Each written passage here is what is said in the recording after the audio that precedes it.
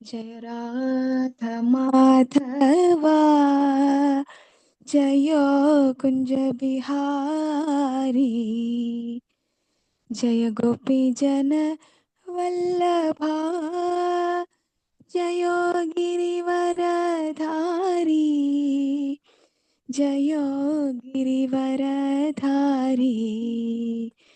जय गोपी जन वल्लभा जय गिरिवरधारी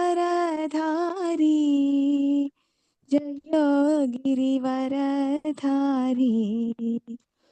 जय यशोदनंदन व्रज जनरंजन यशोदनंदन व्रज जनरंजन यमुना तीरावन चारी जय राधा माधव कुंज बिहारी जय राधा माधवा जय कुंज बिहारी हरे कृष्णा कृष्णा कृष्णा हरे हरे हरे रामा राम राम हरे हरे ഹരേ കൃഷ്ണ. ഗ്രേസ് രാജേന്ദ്ര പ്രഭുജിയാണ് ഇന്ന്. നമുക്ക് വീണ്ടും തൃശ്ശൂർ പടക്കപ്പൂരം വെടിക്കെട്ട് ഉടനെ തുടങ്ങുന്നതായിരിക്കും. എല്ലാവരും റെഡി ആയിക്കൊള്ളുക. പ്രഭുജിയെ 2 പ്രാവശ്യം ഹരേ കൃഷ്ണ മന്ത്രം പറഞ്ഞ് വെൽക്കം ചെയ്യാം. ഹരേ കൃഷ്ണ ഹരേ കൃഷ്ണ ഹരേ കൃഷ്ണ കൃഷ്ണ കൃഷ്ണ ഹരേ ഹരേ കൃഷ്ണ ഹരേ ഹരേ ഹരേ രാമ ഹരേ ഹരേ രാമ രാമ ഹരേ രാമ രാമ രാമ രാമ രാമ ഹരേ ഹരേ ഹരേ ഹരേ കൃഷ്ണ ഹരേ കൃഷ്ണ കൃഷ്ണ കൃഷ്ണ ഹരേ ഹരേ ഹരേ ഹരേ രാമ രാമ ഹരേ ഹരേ രാമ രാമ രാമ രാമ രാമ രാമ ഹരേ ഡിബോൾ. ഹരേ കൃഷ്ണ തുടങ്ങാം. ഹരേ കൃഷ്ണ. എല്ലാവർക്കും നമസ്കാരം. ശ്രീമദ് ഭഗവത്ഗീത പഠന ക്ലാസ്സിലേക്ക് സ്വാഗതം. ഇന്ന് നമ്മൾ എടുക്കുന്നത് വിശ്വരൂപ ദർശന യോഗം. ഭഗവാന്റെ വിരാട് സ്വരൂപത്തെ ദർശിക്കുന്ന അധ്യായമാണ്. വളരെ പ്രധാനപ്പെട്ട അധ്യായമാണ്. അതുകൊണ്ട് നമുക്കിതിനെ നല്ലപോലെ വിചാരം ചെയ്യാം. ആദ്യം നമ്മുടെ ഗുരുക്കന്മാരുടെയും അതുപോലെ തന്നെ ഗുരുപരമ്പരയിലുള്ള വൈഷ്ണവ സന്യാസിമാരുടെയും എല്ലാം അനുഗ്രഹം നേടാം. നാരായണോത്തമം ദേവീം സരസ്വതിം വ്യാസം തതോ ജയമുദീരയേത് നഷ്ടപ്രായേഷു ഭദ്രേഷു നിത്യം ഭാഗവത സേവയാ ഭാഗവതേ ഉത്തമ ശ്ലോകേ ഭക്തിർഭവതി നൈഷ്ടകേ മൂകം കരോതി വാചാലം പങ്കും ലംഘയതേ ഗിരിം യത്കൃപാതമഹം വന്ദേ പരമാനന്ദമാധവം ശ്രീഗുരും ദീനതാരിണം ശ്രീചൈതന്യ ഈശ്വരം. ഓം അജ്ഞാനതിമിരാന്തസ്യ ജ്ഞാനാഞ്ജനശലാകയാ ചക്ഷുരുന്മീലിതം യേന തസ്മൈ ശ്രീഗുരവേ നമഃ. ശ്രീചൈതന്യമനോഭീഷ്ടം സ്ഥാപിതം യേന ഭൂതലേ സ്വയം രൂപകഥാ മഹ്യം ദദാതി സ്വപദാന്തികം. വന്ദേഹം ശ്രീഗുരോ ശ്രീയുതപദകമലം ശ്രീഗുരൂൻ വൈഷ്ണവാംശ്ച ശ്രീരൂപം സാഗ്രജാതം സഹഗണ രഘുനാഥാനിതം തം സജീവം സാദ്വൈതം സാവധൂതം പരിജന സഹിതം കൃഷ്ണ ചൈതന്യദേവം ശ്രീരാധാ കൃഷ്ണപാദാൻ സഹഗണ ലളിത ശ്രീവിശാഖാനിതാംശ്ച. ഹേ കൃഷ്ണ കരുണാ സിന്ധോ ദീനബന്ധോ ജഗത്പദേ ഗോപേശ ഗോപികാ കാന്ത രാധാ കാന്ത നമസ്തുതേ. തപ്തകാഞ്ചന ഗൗരാംഗീ രാധേ വൃന്ദാവനേശ്വരി വൃഷഭാനുസുതേ ദേവി പ്രണമാമി ഹരിപ്രിയേ. വാഞ്ചാകൽപതരുഭ്യശ്ച കൃപാ സിന്ധുഭ്യ ഏവ ച പതിതാനാം പാവനേഭ്യോ വൈഷ്ണവേഭ്യോ നമോ നമഃ. നമോ ഓം വിഷ്ണുപാദായ കൃഷ്ണപ്രേഷ്ഠായ ഭൂതലേ ശ്രീമദേ ഭക്തിവേദാന്ത സ്വാമിൻ ഇതി നാമിനേ. നമസ്തേ സാരസ്വതേ ദേവേ ഗൗരവാണി പ്രചാരിണേ നിർവിശേഷ ശൂന്യവാദി പാശ്ചാത്യദേശതാരിണേ. ജയ ശ്രീകൃഷ്ണ ചൈതന്യ പ്രഭു നിത്യാനന്ദ ശ്രീ അദ്വൈത ഗദാധര ശ്രീവാസാദി ഗൗരഭക്ത വൃന്ദ. ഹരേ കൃഷ്ണ കൃഷ്ണ കൃഷ്ണ ഹരേ ഹരേ ഹരേ രാമ രാമ രാമ ഹരേ ഹരേ. ഓം നമോ ഭഗവതേ വാസുദേവായ ഓം നമോ ഭഗവതേ വാസുദേവായ. ഓം നമോ ഭഗവതേ വാസുദേവായ. ഓം നമോ ഭഗവതേ വാസുദേവായ. ഓം തത്സത്. ശ്രീമദ് ഭഗവത്ഗീത യഥാരൂപത്തില് 11-ാം അധ്യായം വിശ്വരൂപ ദർശന യോഗം. കഴിഞ്ഞ ക്ലാസ്സിൽ നമ്മള് 10-ാം അധ്യായം വിഭൂതി യോഗം, ഭഗവാന്റെ മാനിഫെസ്റ്റേഷൻ, വൈഭവം. വിഭൂതി എന്ന് പറഞ്ഞാൽ വിശേഷേണ ഭൂതി, വിശേഷേണ വൈഭവത്തെ കുറിച്ചിട്ട് പറഞ്ഞു. ശ്രീമദ് ഭഗവത്ഗീത പരിശോധിക്കുകയാണെങ്കിൽ തത്വപ്രതിപാദനത്തില്, ആശയാവിഷ്കാരണത്തില്, സദൃശാഭ്യാസത്തില്, ഉദാഹരണത്തില്, അലങ്കാരത്തിലെല്ലാം ഭഗവത്ഗീത അതിൻ്റെതായിട്ടുള്ള തനത് ശൈലി നിലനിർത്തുന്നതായിട്ട് നമുക്ക് കാണാൻ സാധിക്കും. ആധ്യാത്മിക ഗ്രന്ഥങ്ങളെല്ലാം അങ്ങനെ തന്നെയാണ്. രാമായണം, മഹാഭാരതം, ഭാഗവതം, മറ്റു പുരാണങ്ങളെല്ലാം പരിശോധിക്കുകയാണെങ്കിൽ കാണാം. പക്ഷെ ശ്രീമദ് ഭഗവത്ഗീതയാകട്ടെ അതിനേക്കാളും ഒരു പടി മുന്നിട്ട് നിൽക്കുന്നതായിട്ട് നമുക്ക് കാണാൻ സാധിക്കും. ഒരു സിദ്ധാന്തം സ്ഥാപിക്കുമ്പോൾ അതിനു വേണ്ടിയിട്ടുള്ള എല്ലാ കാര്യങ്ങളും സ്വരൂപിക്കണം. കോടതിയിൽ എന്തെങ്കിലും വാദിക്കുന്ന സമയത്ത് അതിനു വേണ്ടിയിട്ടുള്ള എല്ലാ ഡോക്യുമെന്റ് ഉണ്ടാവണം. കോൺക്രീറ്റ് എവിഡൻസ് ഉണ്ടായിരിക്കണം, സാക്ഷികൾ ഉണ്ടായിരിക്കണം, വസ്തുവകകൾ ഉണ്ടായിരിക്കണം, മുൻകാല പ്രാബല്യം ഉണ്ടായിരിക്കണം. അതുപോലെ ഇവിടെ ശ്രീമദ് ഭഗവത്ഗീത പരിശോധിച്ചാലും ഭഗവാൻ അല്ലെങ്കിൽ വേദവ്യാസ മഹർഷി അങ്ങനെയുള്ള ഒരു ശൈലിയാണ് സ്വീകരിക്കുന്നത്. കഴിഞ്ഞ അധ്യായത്തില് സർവ വസ്തുക്കളിലും, സർവചരാചരങ്ങളിലും, സ്ഥാവര ജംഗമ വസ്തുക്കളിലുമെല്ലാം ഭഗവാന്റെ ഭാഗിക പ്രതിനിധിയായിട്ട്, പൂർണ്ണാംശമായിട്ട് പരമാത്മാവ് അന്ധരാമിയായിട്ട് ഇരിക്കുന്നു. നാനാത്വത്തിൽ ഏകത്വം എന്ന് വേണമെങ്കിൽ പറയാം. സകല വസ്തുക്കളിലും ഞാനുണ്ട് അർജുന, ഞാനില്ലാതെ ഒരു വസ്തുവുമില്ല എന്ന് പ്രതിപാദിച്ചു. എന്നിട്ട് ലോകത്തിലെ ഏറ്റവും വില കൂടിയ വസ്തുക്കള് അല്ലെങ്കിൽ മൂല്യമേറിയ വസ്തുക്കളില് ചെറിയ ചെറിയ ഉദാഹരണങ്ങളെല്ലാം പറഞ്ഞു. ദേവതകളെ കുറിച്ച്, ദേവന്മാരെ കുറിച്ച്, അഷ്ടവസുക്കളെ കുറിച്ച്, രാക്ഷസന്മാരെ കുറിച്ച്, അസുരന്മാരെ കുറിച്ച്, മനുഷ്യന്മാരെ കുറിച്ച്, പക്ഷിമൃഗാദികളെ കുറിച്ച്, വൃക്ഷങ്ങളെ കുറിച്ച്, ഔഷധികളെ കുറിച്ച്, ലതകളെ കുറിച്ച് എന്ന് വേണ്ട എന്തൊക്കെയാണ് ഒരു മനുഷ്യന് അറിയാനുള്ളത് അല്ലെങ്കിൽ അറിവുള്ളത്, അങ്ങനെയുള്ള സകല വസ്തുക്കളിലും പ്രാധാന്യമുള്ള പ്രധാനപ്പെട്ട വസ്തുക്കളിലെല്ലാം ഞാൻ ഇരിക്കുന്നു എന്ന് വിചാരിച്ചു കഴിഞ്ഞാൽ മറ്റുള്ള വസ്തുക്കളിൽ ഇല്ല എന്നതല്ല. മറിച്ച് എവിടെയൊക്കെയാണ് നമ്മുടെ ശ്രദ്ധ പതിയുന്നത്, എവിടെയൊക്കെയാണ് നമ്മൾ വളരെയധികം ബഹുമാനത്തോട് കൂടിയിട്ട് അല്ലെങ്കിൽ വളരെയധികം വിസ്മയത്തോട് കൂടിയിട്ട് വസ്തുക്കളെ ദർശിക്കുന്നത്, അതിന്റെ പ്രഭാവത്തെ കൊടുക്കുന്നത്, അതിന്റെ വൈഭവത്തെ കൊടുക്കുന്നത് അർജുന ഞാനാകുന്നു എന്ന് പറഞ്ഞിട്ട് ഭഗവാൻ സകല വസ്തുക്കളെ കുറിച്ചിട്ടും പറഞ്ഞു. എന്നിട്ട് അവസാനം പറഞ്ഞു, അർജുന ഈ പറഞ്ഞതെല്ലാം എൻ്റെ 1% ഉള്ളൂ, ഒരു അംശമേ ഉള്ളൂ. ബാക്കി 99 അംശം എവിടെയാണ്? ആധ്യാത്മിക ലോകത്തിലാണ്, ഇതിന് ഉപരിയുള്ള ആധ്യാത്മിക ലോകത്തിലാണ്. ആലോചിച്ച് നോക്കൂ, ഭൗതിക ലോകത്തിലെ സകല വസ്തുക്കളെ പറഞ്ഞിട്ടും ഭഗവാൻ പറയാണ് ഇതെന്റെ ഒരു അംശം മാത്രമാണ്, 1% ഉള്ളൂ ഞാൻ ഈ പറഞ്ഞതെല്ലാം. ബാക്കി 99 കിടക്കുന്നത് എവിടെയാണ്? ആധ്യാത്മിക ലോകത്തിലാണ്. അപ്പൊ ആധ്യാത്മിക ലോകമാകുന്ന വൈകുണ്ഠ ലോകത്തിന്റെ കാര്യം നിങ്ങളൊന്ന് ആലോചിച്ച് നോക്കൂ. ഇപ്രകാരം എല്ലാത്തിന്റെയും സത്ത, ഉണ്മ ഞാനാകുന്നു എന്ന് ഭഗവാൻ വിശദീകരിച്ചു. ഇനി അത് കാണിച്ചു കൊടുക്കണം. ഒരു എഞ്ചിനീയറിംഗ് വിദ്യാർത്ഥിക്കോ അല്ലെങ്കിൽ വേറെ ഏതെങ്കിലും ഒരു വിദ്യാർത്ഥിക്കോ ആദ്യം തത്വപരമായിട്ട്, തിയറി ആയിട്ട് പഠിപ്പിച്ചു കൊടുക്കും. എന്നിട്ട് 2ാം വർഷമോ 3ാം വർഷമോ 4ാം വർഷമോ എന്ത് ചെയ്യും? അവര് പ്രാക്ടിക്കലായിട്ട് കാണിച്ചു കൊടുക്കും. അപ്പോഴാണ് ആ കുട്ടിക്ക് ജ്ഞാനത്തെ വിജ്ഞാനമാക്കിയിട്ട് മാറ്റാൻ സാധിക്കുള്ളൂ. ജ്ഞാനം തത്വശാസ്ത്രപരമായിട്ട് അല്ലെങ്കിൽ തിയറി ആയിട്ട് പഠിച്ചു. ഇനി വിജ്ഞാനം എന്താണ്? പ്രാക്ടിക്കൽ ആയിട്ട്, സിന്തറ്റിക്കൽ ആൻഡ് അനലിറ്റിക്കൽ എന്നെല്ലാം ഈ കാലഘട്ടത്തിൽ വേണമെങ്കിൽ പറയാം. ആ ഒരു സമീപനമാണ് ശ്രീമദ് ഭഗവത്ഗീത ഇവിടെ സ്വീകരിച്ചിരിക്കുന്നത്. 10ാം അധ്യായത്തില് സകല വസ്തുക്കളെയും അറിഞ്ഞുകൊണ്ട് 11ാം അധ്യായത്തിൽ ഭഗവാൻ അത് കാണിച്ചു കൊടുക്കുന്നു. എന്തിനാ കാണിച്ചു കൊടുക്കുന്നത്? കാരണം ഭഗവാന് നാനാത്വത്തിൽ ഏകത്വത്തെയും കാണിച്ചു കൊടുക്കണം, ഏകത്വത്തിൽ നാനാത്വത്തെയും കാണിച്ചു കൊടുക്കണം. കുറച്ച് ബുദ്ധിമുട്ടുള്ള പണിയാണ്.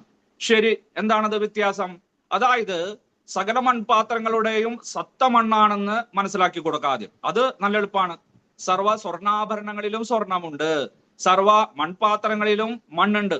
അത് ഏത് പോലീസുകാരനും മനസ്സിലാവും, നമുക്ക് മനസ്സിലാവും. ഏത് ബുദ്ധി കുറഞ്ഞ LKG UKG കുട്ടികൾക്കോ ആർക്ക് വേണമെങ്കിലും മനസ്സിലാവും. സകല മൺപാത്രങ്ങളിലും മണ്ണുണ്ടല്ലോ, സകല സ്വർണ്ണാഭരണങ്ങളിലും സ്വർണമുണ്ടല്ലോ, സകല പരുത്തി വസ്ത്രങ്ങളിലും പരുത്തി ഉണ്ടല്ലോ. ശരി, ഇനി ആണ് ആ ഏകത്വത്തിൽ നാനാത്വം. അതായത് എങ്ങനെയാണ് സ്വർണത്തിൽ സ്വർണ്ണാഭരണത്തെ കാണുന്നത്, എങ്ങനെയാണ് മണ്ണിൽ മൺപാത്രങ്ങളെ കാണുന്നത്, എങ്ങനെയാണ് പരുത്തിയിൽ പരുത്തി വസ്ത്രങ്ങളെ അല്ലെങ്കിൽ സിൽക്കിൽ സിൽക്ക് വസ്ത്രങ്ങളെ കാണുന്നത്. അത് അത്ര എളുപ്പമല്ല. എങ്ങനെയാ ഒരു സ്വർണ്ണ ബിസ്ക്കറ്റ് മുന്നിൽ വെച്ചിട്ട് പറയാണ് ഇതിൽ നിനക്ക് ആഭരണത്തെ കാണുന്നുണ്ടോ എന്ന് ചോദിച്ചു കഴിഞ്ഞാൽ നമ്മൾ അന്താളിച്ചു പോകും. ഇല്ല, ഞങ്ങൾക്ക് കാണാൻ സാധിക്കുന്നില്ല. പക്ഷെ ഒരു സ്വർണ്ണപ്പണിക്കാരന്, ഒരു ആഭരണങ്ങൾ ഉണ്ടാക്കുന്ന ഒരു സ്വർണ്ണപ്പണിക്കാരന് തട്ടാന് നല്ലപോലെ കാണാൻ സാധിക്കും. നോക്കൂ, ഒരു ചാക്ക് നിറയെ അല്ലെങ്കിൽ ഒരു ബക്കറ്റ് നിറയെ കളിമണ്ണ് വെച്ചിട്ട് നമ്മളോട് പറയാണ് ഇതിൽ നിങ്ങൾ എന്താണ് കാണുന്നത്. അപ്പൊ നമ്മൾ പറയും ഒരു ചാക്ക് കളിമണ്ണ് എന്ന് പറയും. പക്ഷെ ഒരു കുലാലൻ, കുശവൻ, മൺപാത്രക്കാരൻ പറയും ഞാനിതിൽ ചട്ടി കാണുന്നു, ചിരാത് കാണുന്നു, ചെടിച്ചട്ടികൾ കാണുന്നു, ഭക്ഷണം പാകം ചെയ്യുന്ന കലങ്ങൾ കാണുന്നു, കൂജ കാണുന്നു, കുടങ്ങൾ കാണുന്നു. അങ്ങനെ മണ്ണ് കൊണ്ടുണ്ടാക്കുന്ന സകല വസ്തുക്കളും അദ്ദേഹത്തിന് കാണാനായിട്ട് സാധിക്കും. അതിന് ദിവ്യചക്ഷുസ്, ദിവ്യനേത്രങ്ങൾ വേണം, ഒരു അകക്കണ്ണ് വേണം. സാധാരണ ആൾക്കാർക്ക് പറ്റില്ല. നാം നമ്മുടെ വീട്ടിലുള്ള വൈദ്യുത ഉപകരണങ്ങളിൽ വൈദ്യുതി എങ്ങനെയാണ് പ്രവേശിക്കുന്നതെന്ന് ഒരു ഇലക്ട്രീഷ്യൻ അല്ലെങ്കിൽ ഒരു ഇലക്ട്രിക്കൽ എഞ്ചിനീയർക്ക് മാത്രമേ ശരിയായിട്ടുള്ള രീതിയിൽ കണ്ടുപിടിക്കാൻ സാധിക്കുള്ളൂ. മറ്റുള്ളവർക്ക് കാണാൻ സാധിക്കില്ല, അദൃശ്യമാണ്. പക്ഷെ ഇലക്ട്രിക്കൽ എഞ്ചിനീയറിന് അറിയാം അത് പോസ്റ്റിൽ നിന്ന് മെയിൻ സ്വിച്ചിലേക്കും, മെയിൻ സ്വിച്ചിൽ നിന്ന് മറ്റുള്ള ELCBയിലേക്കും ബ്രേക്കറിലേക്കും അവിടെ നിന്ന് വൈദ്യുത ഉപകരണങ്ങളിലേക്കും സ്വിച്ചിലേക്കും എത്തിക്കുന്നു എന്ന് പറയുന്ന പോലെ. അപ്പൊ ഇവിടെ കഴിഞ്ഞ അധ്യായത്തില് നാനാത്വത്തിൽ ഏകത്വവും ഈ അധ്യായത്തിൽ ഏകത്വത്തിൽ നാനാത്വവും, സ്വർണ്ണാഭരണങ്ങളിൽ സ്വർണവും സ്വർണത്തിൽ സ്വർണ്ണാഭരണത്തെയും ഭഗവാൻ കാണിച്ചു തരുന്നു. അപ്പൊ അതിനു വേണ്ടിയിട്ട് ഒരു അകക്കണ്ണ് കൊടുക്കണം. അതിനെയാണ് ദിവ്യനേത്രം, ദിവ്യചക്ഷുസ് എന്നല്ല നമ്മൾ പറയുന്നത്. അർജുനന് അല്പം ബുദ്ധി കൊടുത്തു, അല്ലാണ്ട് വേറെ എക്സ്ട്രാ ഫിറ്റിംഗ്സ് എന്നല്ല. ഒരു കൂളിംഗ് ഗ്ലാസ് പോലെയോ അല്ലെങ്കിൽ ഒരു വിൻഡ് ഷീൽഡ് പോലെയോ അല്ലെങ്കിൽ വേറൊരു മൈക്രോസ്കോപ്പ് പോലത്തെ ഉപകരണമൊന്നുമല്ല. അകക്കണ്ണ്, ജ്ഞാനക്കണ്ണ്, വിശേഷേണ ജ്ഞാനം കൊടുത്തു. ദദാമി ബുദ്ധിയോഗം തം തേനമാം ഉപയാന്തിതേ എന്ന് കഴിഞ്ഞ അധ്യായത്തിൽ പറഞ്ഞ പോലെ ഭഗവാൻ കൊടുത്തു. എന്തിന്? ദേശമേവാനുകമ്പാർത്ഥം, ആ അർജുനനോടുള്ള ഭയഭക്തി ബഹുമാനം കൊണ്ട്. ഇപ്രകാരം പരിശുദ്ധ ഭക്തന്മാരോടുള്ള ആ അനുകമ്പ കൊണ്ട്, ദയ കൊണ്ട്, കാരുണ്യം കൊണ്ട് ഭഗവാൻ നമ്മുടെ മുന്നിൽ പ്രത്യക്ഷപ്പെടും. അല്ലാതെ നമ്മുടെ കഴിവ് കൊണ്ടൊന്നല്ല എന്ന് നമ്മൾ മനസ്സിലാക്കണം. ഒരു കൊമ്പനാനയുടെ പുറത്ത് കയറണമെങ്കിൽ കൊമ്പനാന തന്നെ വിചാരിക്കണം. അല്ലാതെ ആ ആനയുടെ ഉടമസ്ഥനോ മുതലാളിയോ ആനക്കാരനോ ആനപ്പാപ്പാനോ അല്ലെങ്കിൽ ദേവസ്വം പ്രസിഡന്റോ ആ ക്ഷേത്രാധികാരിയോ ആര് തന്നെ വിചാരിച്ചാട്ടും കാര്യമില്ല. അതുപോലെ ഭഗവാൻ നമ്മുടെ മുന്നിൽ പ്രത്യക്ഷപ്പെടണമെങ്കിൽ, ഭഗവാനെ നമ്മളെ കാണണമെങ്കിൽ, അല്ലെങ്കിൽ നമുക്ക് ഭഗവാനെ കാണണമെങ്കിൽ ആര് വിചാരിക്കണം? ഭഗവാൻ തന്നെ വിചാരിക്കണം. അങ്ങനെ ഭഗവാൻ കഴിഞ്ഞ അധ്യായത്തിൽ പറഞ്ഞു, അർജുന നിന്നോടുള്ള സ്നേഹം കൊണ്ടാണ്, ബഹുമാനം കൊണ്ടാണ് ഞാനിതെല്ലാം പറഞ്ഞു തരുന്നത് എന്ന് പറഞ്ഞിട്ടാണ് അധ്യായം ഉപസംഹരിച്ചത്. അപ്പൊ അർജുനന് വളരെ സന്തോഷമായി.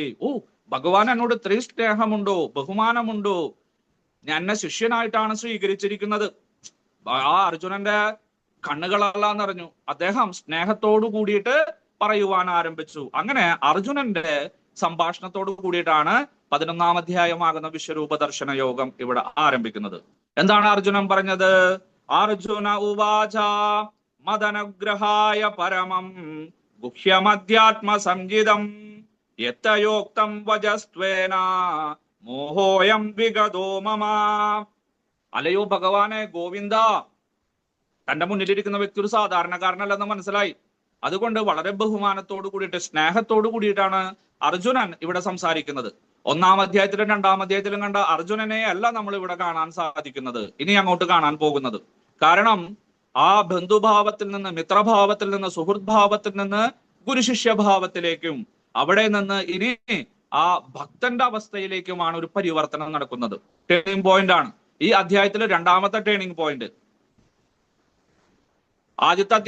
രണ്ടാമത്തെ അധ്യായത്തിൽ നമ്മൾ കണ്ടു കാർപ്പണ്യദോഷോപഹത സ്വഭാവഃ പൃച്ഛാമി ത്വാം ധർമ്മസമ്മൂഢചേതാഃ യശ്രേയസ്യാ നിശ്ചിതം ബ്രൂഹി തന്മേ ശിഷ്യതേ അഹം ശാതി മാം ത്വാം പ്രപന്നം. ഞാൻ സുഹൃത്തല്ല, മിത്രമല്ല, മൈരമകനുമല്ല, ഞാൻ അങ്ങയുടെ ശിഷ്യനാണ്, എന്നെ നേർവഴിക്ക് കൊണ്ടുവരണമേ, എന്നെ ശാസിച്ചാലും എന്ന് പറയുന്ന ഭഗവാന് ശരണം പ്രാപിക്കുന്ന ഒരു രംഗം നമ്മൾ കണ്ടു. അതാണ് 1-ാമത്തെ ടേണിംഗ് പോയിന്റ്. ഇവിടെ ഗുരുവും ശിഷ്യനുമല്ല, അമ്മായിയുടെ മകനുമല്ല, സുഹൃത്തുമല്ല, ഒരു ഭരണാധികാരിയുമല്ല, മറിച്ച് പരമദിവ്യോത്തമ പുരുഷനായിട്ടുള്ള അല്ലെങ്കിൽ പരമനിരപേക്ഷ സത്യമായ അബ്സല്യൂട്ട് ട്രൂത്ത്, ആ പരമാത്മാവാണ്, ആ ഭഗവാനാണ് തന്റെ മുന്നിൽ നിൽക്കുന്നതെന്ന് അർജുനൻ ഈ അധ്യായത്തിൽ നല്ലപോലെ മനസ്സിലാക്കുന്നു. 2-ാമത്തെ ടേണിംഗ് പോയിന്റ്. ഇനി അങ്ങോട്ടുള്ള അധ്യായങ്ങൾ വളരെ പ്രധാനപ്പെട്ടതാണ്. അർജുനന്റെ ചോദ്യങ്ങളും ഭഗവാന്റെ ഉത്തരങ്ങളും വളരെ പ്രധാനപ്പെട്ടതാണ്. അതുകൊണ്ട് അർജുനൻ ഇവിടെ പറയുകയാണ്, എന്നെ അനുഗ്രഹിക്കാനാണല്ലോ അങ്ങ് ഈ പരമരഹസ്യമെല്ലാം എനിക്ക് പറഞ്ഞു തന്നത്. എനിക്ക് അങ്ങ് നൽകിയ ഉപദേശത്താൽ എന്റെ ആശയക്കുഴപ്പമെല്ലാം മാറിയിരിക്കുന്നു, എന്റെ വ്യാമോഹമെല്ലാം മാറിയിരിക്കുന്നു. ഒരു ശിഷ്യനുണ്ടായിരിക്കേണ്ട ഉത്തമമായിട്ടുള്ള ഗുണമാണ് ഇവിടെ അർജുനൻ പ്രകടിപ്പിച്ചത്. തന്റെ ഗുരു പറഞ്ഞതിനെയെല്ലാം അംഗീകരിക്കുന്നു. ആദ്യം വേണ്ടത് അതാണ്. രണ്ടാമത് അത് നല്ല പോലെ ഞാൻ മനസ്സിലാക്കിയിരിക്കുന്നു. മാത്രമല്ല എന്റെ സംശയങ്ങളും എന്റെ ആശയക്കുഴപ്പവും മാറിയിരിക്കുന്നു. എന്തിനു വേണ്ടിയിട്ടാ പറയുന്നത്? ഗുരുവിൽ നിന്നും വീണ്ടും വീണ്ടും തത്വോപദേശം ഗ്രഹിക്കുവാൻ, ഗുരുവിന് ശിഷ്യനോട് കൂടുതൽ ആത്മബന്ധം ഉണ്ടാവുക. അല്ല, എനിക്കൊന്നും മനസ്സിലായില്ല, അങ്ങ് പറയുന്നതൊന്നും മനസ്സിലായില്ല, അങ്ങ് എന്തൊരു തേങ്ങരം കൂടെ പറയണ, അങ്ങനെയൊക്കെ പറഞ്ഞു കഴിഞ്ഞാൽ മുമ്പിലിരിക്കുന്ന ഒരു വ്യക്തിക്ക് സംസാരിക്കാനുള്ള താല്പര്യം കുറയും. പിന്നെ പറയില്ല അദ്ദേഹം. കാരണം മുന്നിലിരിക്കുന്ന വ്യക്തി ആലസ്യത്തിലാണ്, പ്രമാദത്തിലാണ്, ഉറക്കം തൂങ്ങുന്നു, കോട്ടുവായിടുന്നു. അപ്പൊ അദ്ദേഹം സംഭാഷണം നിർത്തും. പക്ഷെ ഇവിടെ അർജുനന് വീണ്ടും വലിയ വലിയ താല്പര്യത്തോടു കൂടിയിട്ടാണ് പറയുന്നത്, ഇനിയും കേൾക്കാൻ ആഗ്രഹമുണ്ട്, അങ്ങ് പറഞ്ഞതിനെയെല്ലാം ഞാൻ അംഗീകരിക്കുന്നു. അതാണ് ഏറ്റവും പ്രധാനപ്പെട്ടത്. നിഷേധിക്കുകയല്ല ചെയ്യുന്നത്. ഞാൻ അത് വിശ്വസിക്കുന്നു, എനിക്ക് പൂർണ്ണ വിശ്വാസമുണ്ട് അങ്ങയുടെ വാക്കിലും അങ്ങയുടെ പ്രവൃത്തിയിലും. മാത്രമല്ല അങ്ങ് എന്നോടുള്ള സ്നേഹം കൊണ്ടും ബഹുമാനം കൊണ്ടും എന്നോടുള്ള കാരുണ്യം കൊണ്ടുമാണ് പറയുന്നത്. ആ ജീവാത്മാവിനോടുള്ള ബദ്ധജീവാത്മാവിനോടുള്ള അനുഗ്രഹം നിമിത്തമായിട്ടാണ് പറയുന്നത്. ഇത് കേട്ടപ്പോ ഭഗവാന് വീണ്ടും സന്തോഷമായിട്ടുണ്ടാവില്ലേ? ഒരാളിനെ സ്തുതിക്കുമ്പോൾ, ഒരാളിനെ എപ്പോഴും അനുകൂലിക്കുമ്പോൾ നമുക്ക് ഉള്ളിൽ സന്തോഷമുണ്ടാവും, മനസ്സിൽ ലഡു പൊട്ടും. അതുപോലെ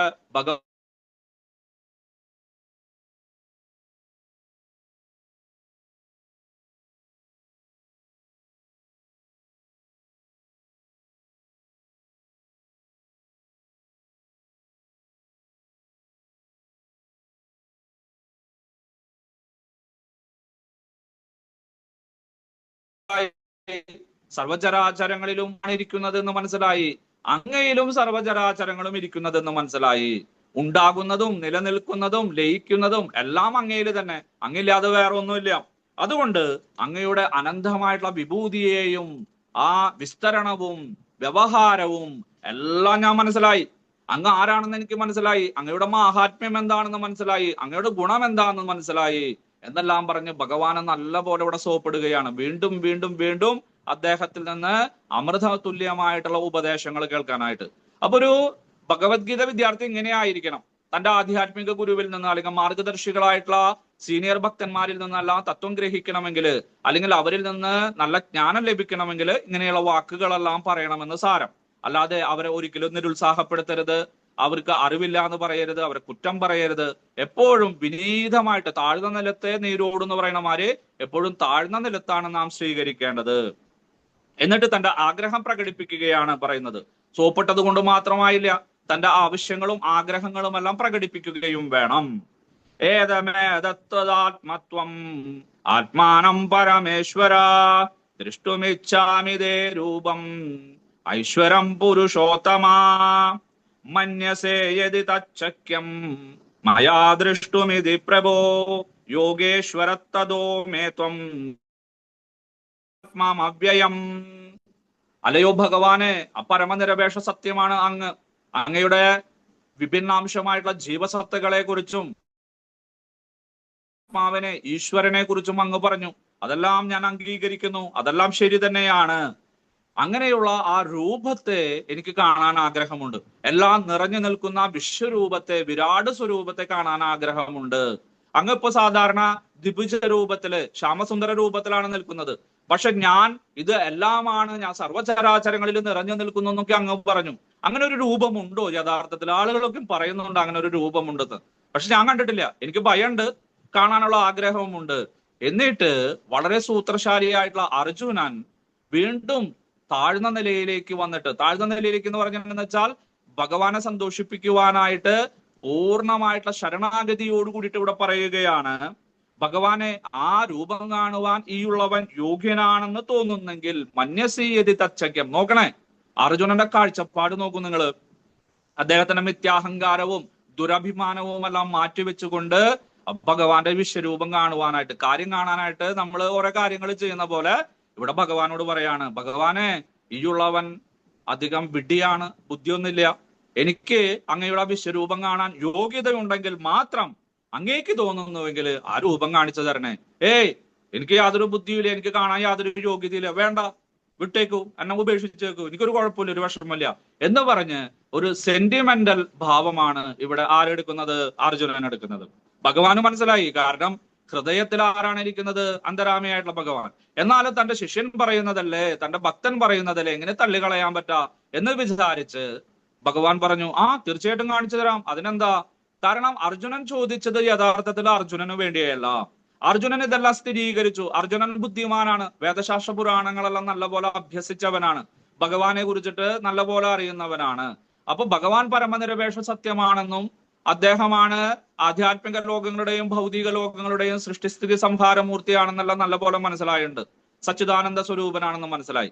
ഇനി മറ്റുള്ള ആളുകൾക്ക്, ഭഗവാനെ അംഗീകരിക്കാത്ത ആളുകൾക്ക്, നിരാകാരവാദികൾക്ക്, ബ്രഹ്മവാദികൾക്ക്, സൂക്ഷ്മവാദികൾക്ക്, അല്ലെങ്കിൽ നമ്മളെ പോലുള്ള അജ്ഞാനികൾക്കെല്ലാം ഭഗവാനാണെന്ന് മനസ്സിലാക്കാനായിട്ട് തന്റെ മുന്നിൽ നിൽക്കുന്ന ഗോവിന്ദൻ ശ്രീകൃഷ്ണൻ തന്നെയാണ് ആ പരമനിരപേക്ഷ സത്യം, ഭഗവാൻ, കൃഷ്ണസ്തു ഭഗവാൻ സ്വയം എന്ന് മനസ്സിലാക്കി കൊടുക്കുവാനാണ് ഇവിടെ അർജുനൻ ഈ പാടുപെടെല്ലാം ചെയ്യുന്നത്.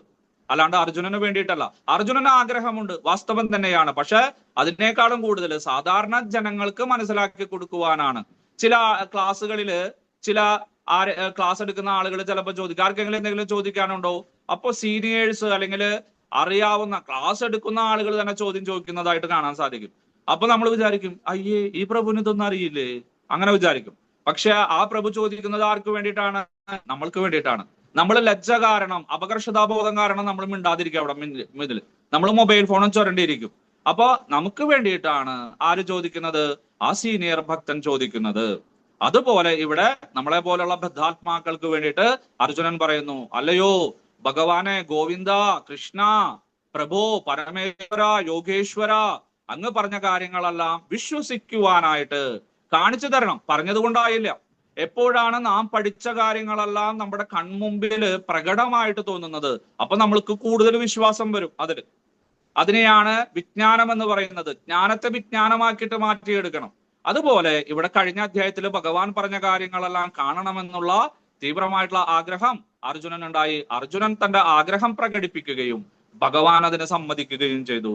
ഭഗവാൻ പറഞ്ഞു, പിന്നെന്താ ഉണ്ണി കുട്ടാ, ഞാൻ കാണിച്ചു തരാലോ കണ്ണാ. പശ്യമേ പാർത്ഥരൂപാണി സദശോധ സഹസ്രശഃ നാനാവിധാനി ദിവ്യാനി നാനാവർണാകൃതാനി ച. അല്ലയോ, നീ പുരുഷോത്തമൻ എന്ന് പറഞ്ഞു, പരമേശ്വരൻ എന്ന് പറഞ്ഞു, പ്രഭു എന്ന് പറഞ്ഞു. ഭഗവാന് സന്തോഷമായി. കാരണം അംഗീകരിക്കുന്നുണ്ട് ഞാൻ ഇതാണെന്ന്. അതുകൊണ്ട് നീ പറഞ്ഞ പോലെ തന്നെ പല വർണ്ണങ്ങളിലും പല ആകൃതിയിലുമുള്ള രൂപങ്ങളെല്ലാം ഞാൻ എടുത്തിട്ടുണ്ട്, ഇനി എടുക്കാനും പോകുന്നുണ്ട്. അതെല്ലാം ഞാൻ നിനക്ക് കാണിച്ചു തരാം. നീ എന്തൊക്കെയാണ് കാണാൻ പോകുന്നത്? ഞാൻ കഴിഞ്ഞ ക്ലാസ്സിൽ പറഞ്ഞത് തന്നെ, എന്നാലും നിനക്ക് വേണ്ടിയിട്ട് ഞാൻ പറഞ്ഞു തരാം ഏതൊക്കെയാണെന്ന്. കേട്ടുകൊള്ളൂ. പശ്യാദിത്താൻ വസൂൻ രുദ്രാൻ അശ്വിനൗ മരുതസ്തദാ ബഹൂനി അദൃഷ്ടപൂർവാണി പശ്യശ്ചര്യാണി ഭാരത. അല്ലയോ ഭാരത, ഭരതവംശത്തിൽ ജനിച്ചവനെ, ഭാരതത്തിൽ ജനിച്ചവനെ, നിനക്കത് കാണാനുള്ള യോഗ്യതയുണ്ട്. ആർക്കാണ് യോഗ്യത? ഭാരതത്തിൽ ജനിച്ചവർക്ക്, ഭരതവംശത്തിൽ ജനിച്ചവർക്ക്. നമ്മളെല്ലാവരും ഭരതവംശത്തിൽ ജനിച്ചവരാണ്, ഭാരതത്തിൽ ജനിച്ചവരാണ്. അപ്പോ ഭഗവാന്റെ ആ സ്വരൂപം കാണാനായിട്ട് അർഹതയുള്ളത് ആർക്കാണ്? നമ്മൾക്ക് തന്നെ. എത്ര ഭാഗ്യവാന്മാരാണെന്ന് ആലോചിച്ച് നോക്കൂ. എന്നിട്ടാണ് നമ്മൾ പടിഞ്ഞാട്ട് നോക്കിയിരിക്കുന്നത്, അന്യമത ഗ്രന്ഥങ്ങളിലേക്ക് നോക്കിയിരിക്കുന്നത്. ഇത്രയും ഭഗവാന്റെ അനുഗ്രഹം ഉണ്ടായിട്ടുള്ളൊരു സജ്ജനങ്ങള് അല്ലെങ്കിൽ ഒരു ജനവിഭാഗം വേറെ ഉണ്ടായിട്ടില്ല. ഭാരതത്തിലെ ജനങ്ങൾക്ക് സർവ്വ ഐശ്വര്യങ്ങളുമുണ്ട്, സർവ്വഭാഗ്യങ്ങളുമുണ്ട്. അത് തട്ടിക്കളഞ്ഞിട്ടാണ് നമ്മൾ അന്തങ്ങളിലേക്ക് കുടിയേറുന്നത്, അന്യമത വിശ്വാസത്തിലേക്ക് പോകുന്നത്. നമുക്ക് തന്നെ എത്രയോ കാര്യങ്ങളുണ്ട്, അത് തന്നെ പൂർണ്ണമാക്കാനായിട്ട് നമുക്ക് സാധിക്കുന്നില്ല. അതുകൊണ്ട് ഭരതവംശത്തിൽ ജനിച്ചവനെ ഭാ ദീപ്തി ജ്ഞാനം ഇതം വ്രതായാം, ആധ്യാത്മിക ജ്ഞാനത്തിൽ നൃത്തം ചെയ്യുന്നവനെ, ഭരതവംശജ, ഭാരതത്തിൽ ജനിച്ചവനെ, നിനക്ക് ഇഷ്ടം പോലെയുള്ള കാര്യങ്ങൾ, ആദിത്യന്മാരെ, ദ്വാദശാദിത്യന്മാരെ കാണിച്ചു തരാം, ഏകാദശ രുദ്രന്മാരെ കാണിച്ചു തരാം, അഷ്ടവസുക്കളെ കാണിച്ചു തരാം, അശ്വിനി ദേവന്മാരെ കാണിച്ചു തരാം, ആ കാറ്റിന്റെ ദേവതകളായിട്ടുള്ള മരുത്തുകളെയും കാണിച്ചു തരാം. മാത്രമല്ല, നീ എന്താണ് ആഗ്രഹിക്കുന്നത്, നീ ഇതുവരാത്ത കാണാത്ത കാര്യങ്ങളെല്ലാം ഞാൻ പറഞ്ഞു തരാം. ഇവിടെ ആ 33 കോടി ദേവതകളെയാണ് 33 ദേവതകളിൽ കൂടെ പ്രതിനിധാനം ചെയ്യുന്നത്. സത്യത്തിൽ നമുക്ക് 33 അധിഷ്ഠാന ദേവതകൾ മാത്രമേ ഉള്ളൂ. പക്ഷെ നമ്മൾ 33 കോടി എന്നൊക്കെ പറയും. കാരണം കൂടുതൽ എണ്ണം കാണിക്കുവാനായിട്ട്. ഇവിടെ 33 അധിഷ്ഠാന ദേവതകളെ പറഞ്ഞുകൊണ്ട് ഇവരാണ് എല്ലാത്തിന്റെയും ഭൗതികമായിട്ടുള്ള വസ്തുക്കളുടെയും എല്ലാം നിയാമകന്മാര്. ഇവരുടെ നിയാമകൻ ഞാനാണ് എന്ന് പറഞ്ഞ് ഇവരെല്ലാം എന്റെ വിഭിന്നാംശങ്ങളാണ് എന്ന് കാണിച്ചു തരുന്നു. അപ്പോ പല പല ദേവതകളെ ഉപാസിച്ചു കഴിഞ്ഞാൽ ഭഗവാന്റെ അടുത്തെത്താം, ഭഗവാനെ പ്രാപിക്കാന്നൊക്കെ നമ്മൾ വിചാരിക്കുമെങ്കിലും യഥാർത്ഥത്തിൽ നമ്മൾ ഭഗവാനെ തന്നെയാണ് ഉപാസിക്കുകയാണ് വേണ്ടത്. കാരണം ഈ പറഞ്ഞിട്ടുള്ള ദേവതകളും മറ്റ് അന്യദേവന്മാരും ദേവതകളും അതുപോലെ തന്നെ ദേവികളും എല്ലാതും തന്നെ ഭഗവാന്റെ പ്രതിനിധികളാണ്, ഭാഗികാംശങ്ങളാണ്. അതാണ് നമ്മൾ ഈ അധ്യായത്തിൽ പഠിക്കാൻ പോകുന്നത്. ഈ അധ്യായം കഴിയുമ്പോൾ ഭഗവാന്റെ സ്ഥാനം നിങ്ങൾക്ക് മനസ്സിലാവും. അപ്പൊ അതുകൊണ്ട് ഇവരെല്ലാവരും ഭാഗിക പ്രതിനിധികളാണ്, എന്റെ നിയാമകന്മാരാണ്, എന്റെ മന്ത്രിമാരാണ്, എന്റെ പ്രതിനിധികളാണ്. ഞാൻ തന്നെയാണ് പരമദിവ്യോത്തമ പുരുഷൻ എന്ന് കാണിക്കുവാനായിട്ട് ഭഗവാൻ തന്റെ വിശ്വരൂപത്തെ ഇവിടെ കാണിക്കുന്നു. ഇഹൈകസ്തം ജഗത് കൃഷ്ണം പശ്യാദ്യ സചരാചരം മമ ദേഹേ ഗുഡാഘേഷ യച്ഛാനെ ദൃഷ്ടുമിച്ഛസേ. അർജുന, എന്റെ ശരീരത്തിലേക്ക് നോക്കിക്കോളൂ. വലിയ LED സ്ക്രീൻ പോലെ അല്ലെങ്കിൽ വലിയ സിനിമാ തിയേറ്ററിലത്തെ വലിയ സ്ക്രീൻ പോലെ നിനക്കിത് കാണാൻ സാധിക്കും. നീ കാണാൻ ആഗ്രഹിക്കുന്നതും നീ കണ്ടിട്ടില്ലാത്തതും ഇനി കാണാൻ പോകുന്നതുമായിട്ടുള്ള സകല കാര്യങ്ങളും വലിയ സിനിമാ തിയേറ്ററിൽ ഇരുന്ന് കാണുന്ന പോലെ നിനക്ക് കാണാനായിട്ട് സാധിക്കും. ഗുഡാകേശ, ആലസ്യമില്ലാത്തവനാണ് നീ, താല്പര്യമുള്ളവനാണ്. ശ്രീമദ് ഭഗവത്ഗീത വിദ്യാർത്ഥികള് ഗുഡാകേശന്മാരായിരിക്കണം. ഗുഡാക ഇത് ഈശഹ, നിദ്രയെ, തമസ്സിനെ, അജ്ഞാനത്തെ, ആലസ്യത്തെ, മടിയെ തരണം ചെയ്തവര്. അവർക്ക് മാത്രമേ ശ്രീമദ് ഭഗവത്ഗീത മനസ്സിലാക്കാൻ സാധിക്കുള്ളൂ. അല്ലാതെ ഈ വീഡിയോ ഓഫ് ചെയ്ത് AC റൂമിലിരുന്ന് ഫാനും ഇട്ടിട്ട് അവിടെ ഓൺലൈൻ ക്ലാസ് മാത്രം, സത്സംഗത്തിൽ പോവില്ല, 5 പൈസ കൊടുക്കില്ല, ഒരു സേവയും ചെയ്യില്ല, അങ്ങനെയുള്ള ആളുകൾക്ക് യാതൊരു തരത്തിലും ഭഗവത്ഗീത മനസ്സിലാക്കാൻ സാധിക്കില്ല. ദദാമി ബുദ്ധിയോഗം തം തേനമാം ഉപയാന്തിതേ.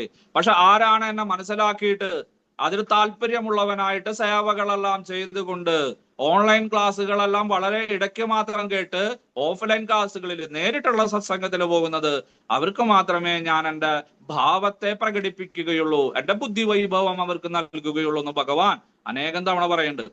അപ്പൊ അതുകൊണ്ട് ഓൺലൈൻ ക്ലാസ്സിൽ ഇരിക്കുന്നതൊക്കെ ശരി തന്നെയാണ്, നമുക്ക് സാഹചര്യം അങ്ങനെയാണ്. പക്ഷെ അതല്ല, അതിനും അപ്പുറവും ഒരു ലോകമുണ്ട്, അതിനപ്പുറവും ഒരു സത്സംഗമുണ്ടെന്ന് നമ്മൾ എല്ലാവരും മനസ്സിലാക്കണം. അതുകൊണ്ട് ഗുഡാകേശ എന്ന പദം വളരെ സാരവത്താണ്. അതുകൊണ്ട് എത്ര ബുദ്ധിമുട്ടുണ്ടായാലും എത്ര പ്രയാസമുണ്ടായാലും അതിനെയെല്ലാം തരണം ചെയ്ത് ആ ഒരു ആധ്യാത്മികമായിട്ടുള്ള ജ്ഞാനത്തെ, ബ്രഹ്മജ്ഞാനത്തെ, ആത്മസാക്ഷാത്കാരത്തെ സിദ്ധിക്കുവാനായിട്ട് നീ പ്രയത്നിക്കൂ. നിനക്ക് ഞാൻ എന്റെ ശരീരത്തിൽ മുഴുവൻ കാണിച്ചു തരാം. നതുമാം ശക്യസേ ദൃഷ്ടും അനേനൈവ ച ചക്ഷുഷാ ദിവ്യം ദദാമി തേ ചക്ഷു പശ്യമേ യോഗം ഐശ്വര്യം. പക്ഷെ അർജുന, ഒരു പ്രശ്നമുണ്ട്. നിന്റെ ആ നഗ്നനേത്രങ്ങളെ കൊണ്ട്, ബാഹ്യചക്ഷുസ് കൊണ്ട് ചിലപ്പോൾ അത് കാണാൻ സാധിക്കില്ല. കാരണം നേരത്തെ പറഞ്ഞിട്ട് ഒരു ബുദ്ധി വൈഭവം ആവശ്യമാണ്, അകക്കണ്ണ്, മനക്കണ്ണ് ആവശ്യമാണ്. അതുകൊണ്ട് ഞാൻ നിനക്ക് ദിവ്യനേത്രങ്ങളെല്ലാം തരാം, നിന്റെ ഐശ്വര്യമായിട്ടുള്ള ആ എന്റെ യോഗത്തെ നീ കണ്ടുകൊള്ളൂ എന്ന് പറഞ്ഞ് ഭഗവാൻ തലയിൽ കൈവച്ച് അനുഗ്രഹിച്ച് അർജുനന് ആ ദിവ്യ ചക്ഷുസിനെ നൽകി. ഇവിടെ സഞ്ജയനും യുദ്ധം ആരംഭിക്കുന്നതിന് മുന്നേ തന്നെ ദിവ്യനേത്രങ്ങൾ, ദിവ്യ ചക്ഷുസ് കൊടുത്തിട്ടുണ്ട് വേദവ്യാസ മഹർഷി. ഒരു പ്രത്യേക മന്ത്രമാണത്. ആ മന്ത്രം ചൊല്ലിക്കഴിഞ്ഞാൽ കുറച്ച് സമയത്തേക്ക് നമുക്ക് എവിടെ നടക്കുന്ന കാര്യങ്ങളും കാണാനായിട്ട് സാധിക്കും. ദിവ്യ ചാക്ഷുസ്, ഈ മന്ത്രം എന്താണ് പറയുന്നത്? അഥർവവേദത്തിലുണ്ട്. ആരെങ്കിലും അത് പഠിച്ചു കഴിഞ്ഞാൽ നിങ്ങൾക്ക് നിങ്ങളുടെ വീട്ടിലിരുന്ന് കൊണ്ട് തന്നെ, എങ്ങനെയാണ് നമ്മുടെ വീട്ടിലിരുന്നിട്ട് നമ്മള് ക്രിക്കറ്റ് കളി, ഫുട്ബോൾ കളി, അല്ലെങ്കിൽ മറ്റു വാർത്തകള്, അവിടെയുള്ള അക്രമങ്ങള്, വെടിവെപ്പ്, അതെല്ലാം കാണുന്നത്, അതുപോലെ നിങ്ങൾക്ക് ഈ മന്ത്രം ചൊല്ലിക്കഴിഞ്ഞാൽ ഒരു പ്രത്യേക സ്ഥലത്തെ കുറിച്ച് പ്രത്യേക സമയത്തുള്ള കാര്യങ്ങള് നിങ്ങൾക്ക് വ്യക്തമായിട്ട് നിങ്ങളുടെ ഹൃദയത്തിൽ കാണാൻ സാധിക്കും, അല്ലെങ്കിൽ നിങ്ങളുടെ ശരീരത്തിൽ കാണാൻ സാധിക്കും. അതാണ് ഇവിടെ സഞ്ജയനും ഇവിടെ അർജുനനും കാണുന്നത്. ഇനി നമ്മെ ഈ സംഘർഷഭരിതമായിട്ടുള്ള, ശബ്ദമുഖരിതമായിട്ടുള്ള കുരുക്ഷേത്ര ഭൂമിയിൽ നിന്ന് ഹസ്തിനാപുരത്തിലേക്ക് സഞ്ജയൻ കൊണ്ടുപോകുന്നു. ഇനി കുറച്ച് കാര്യങ്ങളെല്ലാം പറയുന്നത് സഞ്ജയനാണ്. എന്തിനാ ഈ സഞ്ജയൻ ഇടയ്ക്കിടയ്ക്ക് കയറി വരുന്നത് എന്ന് ചോദിച്ചു കഴിഞ്ഞാൽ, ഭഗവാൻ വിശ്വരൂപം, വിരാട് സ്വരൂപം കാണുന്നത് ഞാൻ കണ്ടു, ഞാൻ സാക്ഷിയാണ്. കോടതിയിൽ എന്തുണ്ടെങ്കിലും ആര് വേണം? സാക്ഷി വേണം, അത് വിജയിക്കുവാനായിട്ട്. ഭഗവാൻ അതൊന്നും കാണിച്ചിട്ടില്ല. നിങ്ങളുടെ ഭഗവാൻ ഒരു സാധാരണക്കാരനാണ്, ഒരു കാലിച്ചെറുക്കനാണ്, അല്ലെങ്കിൽ ഗോപികമാരുടെ കൂടെ നടക്കുന്ന ഒരു ഗോപാലനാണ് എന്നൊക്കെ പറഞ്ഞു കഴിഞ്ഞാൽ അല്ല. അദ്ദേഹം പരമദിവ്യോത്തമ പുരുഷനാണ്, അദ്ദേഹം പരമനിരപേക്ഷ സത്യമാണ്, അദ്ദേഹം സച്ചിദാനന്ദ സ്വരൂപനാണ്. അദ്ദേഹം ആധ്യാത്മിക ലോകങ്ങളുടെയും ഭൗതിക ലോകങ്ങളുടെയും എല്ലാം സൃഷ്ടിസ്ഥിതി സംഹാരമൂർത്തിയാണ്. ക്ഷരപുരുഷന്മാരുടെയും അക്ഷരപുരുഷന്മാരുടെയും അതീതനാണ് എന്നെല്ലാം നമുക്ക് മനസ്സിലാക്കി കൊടുക്കണം. അതിനു വേണ്ടിയിട്ടാണ് ഇടയ്ക്കിടയ്ക്ക് സഞ്ജയൻ വരുന്നത്. ഇനി കാര്യങ്ങൾ പറയുന്നത് സഞ്ജയനാണ്. സഞ്ജയൻ പറയാണ്, സഞ്ജയ ഉവാച ഏവമുക്ത്വാ തദോ രാജൻ മഹായോഗേശ്വരോ ഹരിഃ ദർശയാമാസ പാർത്ഥായ പരമം രൂപമൈശ്വരം. അത്ഭുതത്തോട് കൂടിയിട്ട് പറയാണ്, അല്ലയോ മഹാരാജാവേ, ധൃതരാഷ്ട്ര മഹാരാജാവേ, നമ്മുടെ ഗോവിന്ദനുണ്ടല്ലോ, കൃഷ്ണനുണ്ടല്ലോ, അദ്ദേഹം ഹരിയാണ്, മഹായോഗേശ്വരനാണ്. അങ്ങ് വിചാരിക്കുന്ന പോലെ അദ്ദേഹം ദേവകി പുത്രനല്ല, യശോദാനന്ദനല്ല, നന്ദസൂനുവല്ല, ഒരു രാജാവല്ല, മറിച്ച് മഹായോഗേശ്വരനാണ്. എല്ലാ യോഗങ്ങളിൽ കൂടെയും ഭക്തിയോഗം, കർമ്മയോഗം, ധ്യാനയോഗം, ഹഠയോഗം, ജ്ഞാനയോഗം തുടങ്ങിയിട്ടുള്ള ലോകത്തിലെ സർവയോഗങ്ങളിൽ കൂടെയും ആരെയാണ് പ്രാപിക്കേണ്ടത്, എവിടെയാണ് എത്തിച്ചേരേണ്ടത്, മോക്ഷം കൊടുക്കുവാൻ, മുക്തി കൊടുക്കുവാൻ ആരാണ് അർഹൻ, അവനാണ് ഇവൻ. സാധാരണ വ്യക്തിയല്ല, ഹരിയാണ്. സകല പാപങ്ങളെയും നശിപ്പിച്ചിട്ട് നമുക്ക് മുക്തി നൽകുവാനായിട്ടിരിക്കുന്ന മഹാവിഷ്ണു തന്നെയാണ് ഇവൻ. നോക്കൂ, വെറും 2 പദങ്ങളിൽ കൂടെ ഭഗവാന്റെ ആ പ്രാമാണികത്വം, ഭഗവാന്റെ ആ വിഭൂതികളെ, വൈഭവത്തെയാണ് ഇവിടെ സഞ്ജയൻ പറയുന്നത്. അങ്ങനെയെങ്കിലും മന്ദബുദ്ധിയായിട്ട് ഈ ധൃതരാഷ്ട്ര മഹാരാജാവ് യുദ്ധം നിർത്തണേ. കാരണം കൃഷ്ണനാണ്, അല്ലെങ്കിൽ ഭഗവാനാണ്, ഹരിയാണ്, ഈശ്വരനാണ്, ഭഗവാനാണ് നിൽക്കുന്നത് പാണ്ഡവ പക്ഷത്ത്. അതുകൊണ്ട് തന്റെ മക്കൾക്ക് വിജയം ആഗ്രഹിക്കുവാനില്ല എന്ന് പരോക്ഷമായിട്ട് ഈ പദങ്ങളെ കൊണ്ട് സൂചിപ്പിക്കുകയാണ് ഇവിടെ സഞ്ജയൻ ചെയ്യുന്നത്. പക്ഷെ അജ്ഞാനിയായിട്ടുള്ള ജന്മനാന്തനും അതുപോലെ തന്നെ യാതൊരു സജ്ജനങ്ങളിൽ നിന്നും ജ്ഞാനം ഗ്രഹിക്കുവാൻ താല്പര്യമില്ലാത്ത അന്ധനായിട്ടുള്ള ധൃതരാഷ്ട്ര മഹാരാജാവിന് ഇതെല്ലാം മനസ്സിലാകുന്നുണ്ടോ? ഇല്ല എന്ന് വേണമെങ്കിൽ പറയാം. അതുകൊണ്ട് അല്ലയോ രാജാവേ, അതാ നമ്മുടെ മഹായോഗേശ്വരനും പരമനിരപേക്ഷ സത്യവും ഹരിയുമായിട്ടുള്ള മഹാവിഷ്ണുവായിട്ടുള്ള അവതാരങ്ങളുടെയും എല്ലാം സ്രോതസ്സായിട്ടുള്ള അവതാരിയായിട്ടുള്ള ഭഗവാൻ അതാ ആ തന്റെ ഐശ്വര്യ രൂപത്തെ പാർത്ഥന്, പ്രതയുടെ പുത്രനായിട്ടുള്ള അർജുനന് കാണിച്ചു കൊടുത്തു. എങ്ങനെയാണ് ആ രൂപം? അയ്യോ, ഒന്നും പറയണ്ട എന്റെ മഹാരാജാവേ, എനിക്ക് കാണുവാൻ തന്നെ സാധിക്കുന്നില്ല, എന്നാലും ഞാൻ പറഞ്ഞു തരാമെന്ന് പറഞ്ഞ് നമ്മുടെ സ്വന്തം ലേഖകനായിട്ടുള്ള സഞ്ജയൻ ആ രൂപത്തെ ഇനിയുള്ള ആ ശ്ലോകങ്ങളിൽ നല്ല പോലെ വർണ്ണിക്കുകയാണ്. അതിന് അധികം പ്രാധാന്യം നൽകേണ്ട ആവശ്യമില്ല, അതുകൊണ്ട് നമുക്ക് വേഗം എടുത്തു പോവാം. അനേക വക്ത്രനയനം അനേകാത്ഭുത ദർശനം അനേക ദിവ്യാഭരണം ദിവ്യനേകാദ്യുതായുധം ദിവ്യമാല്യാംബരധരം ദിവ്യഗന്ധാനുലേപനം സർവാശ്ചര്യമയം ദേവം അനന്തം വിശ്വധോമുഖം. അല്ലയോ രാജാവേ, ആ രൂപം കണ്ടിട്ട് എന്റെ തല കറങ്ങുന്നു. എന്തു രൂപത്! എണ്ണമറ്റ മുഖങ്ങള്, എണ്ണമറ്റ കണ്ണുകള്, എണ്ണമറ്റ ചുണ്ടുകള്, വായകള്, നാസികകള്, ചെവികള്, കണക്കില്ലാത്ത അത്ഭുത കാഴ്ചയാണ് ഞാൻ കാണുന്നത്. അനേകം ദിവ്യാഭരണങ്ങള് എല്ലാ രൂപത്തിന്റെയും കൈകളിലുണ്ട്. ഉയർത്തിപ്പിടിച്ച അസംഖ്യം ദിവ്യായുധങ്ങളുണ്ട്, ദിവ്യമാലകളുണ്ട്, ദിവ്യ വസ്ത്രങ്ങളാണ് ധരിച്ചിട്ടുള്ളത്, ദിവ്യ സുഗന്ധങ്ങൾ പൂശിയിരിക്കുന്നു, ഗന്ധം വരെ ഇവിടേക്ക് വരുന്നു. പല പല ആശ്ചര്യങ്ങൾ നിറഞ്ഞ പ്രകാശ സ്വരൂപമായിട്ടുള്ള സർവത്ര മുഖങ്ങളോട് കൂടിയിട്ടുള്ള വിശ്വരൂപത്തെ ഞാൻ കാണുന്നു എന്ന് പറഞ്ഞാൽ ഒരാളില് സകല രൂപങ്ങളും, ദേവന്മാരും ദേവതകളും അസുരന്മാരും രാക്ഷസന്മാരും മനുഷ്യരും നരന്മാരും കിന്നരന്മാരും ഗന്ധർവന്മാരും എന്ന് വേണ്ട നിങ്ങൾക്കറിയാവുന്ന സർവ്വരൂപങ്ങളും ഒരു വ്യക്തിയിൽ പതിയുകയാണെങ്കിൽ ആ രൂപം എങ്ങനെയാണ് അത് നിങ്ങൾ ചിന്തിച്ചാൽ മതി. ദിവി സൂര്യ സഹസ്രസ്യ ഭവേത് യുഗപദ്യുത്യതാ യദി ഭാസദൃശ്യസ്യ സ്യാത് ഭാസസ്തസ്യ മഹാത്മനഃ തത്ര ഗസ്തം ജഗത് കൃഷ്ണം പ്രവിഭക്തമനേകദാ അപശ്യ ദേവദേവസ്യ ശരീരേ പാണ്ഡവസ്തദാ. ആകാശത്തിൽ 1000 സൂര്യചന്ദ്രന്മാര് ഒന്നിച്ചു ഉദിച്ചു ചേർന്നാൽ എന്ത് പ്രകാശമാണ്, പ്രഭയാണ് ഉണ്ടാകുന്നത്.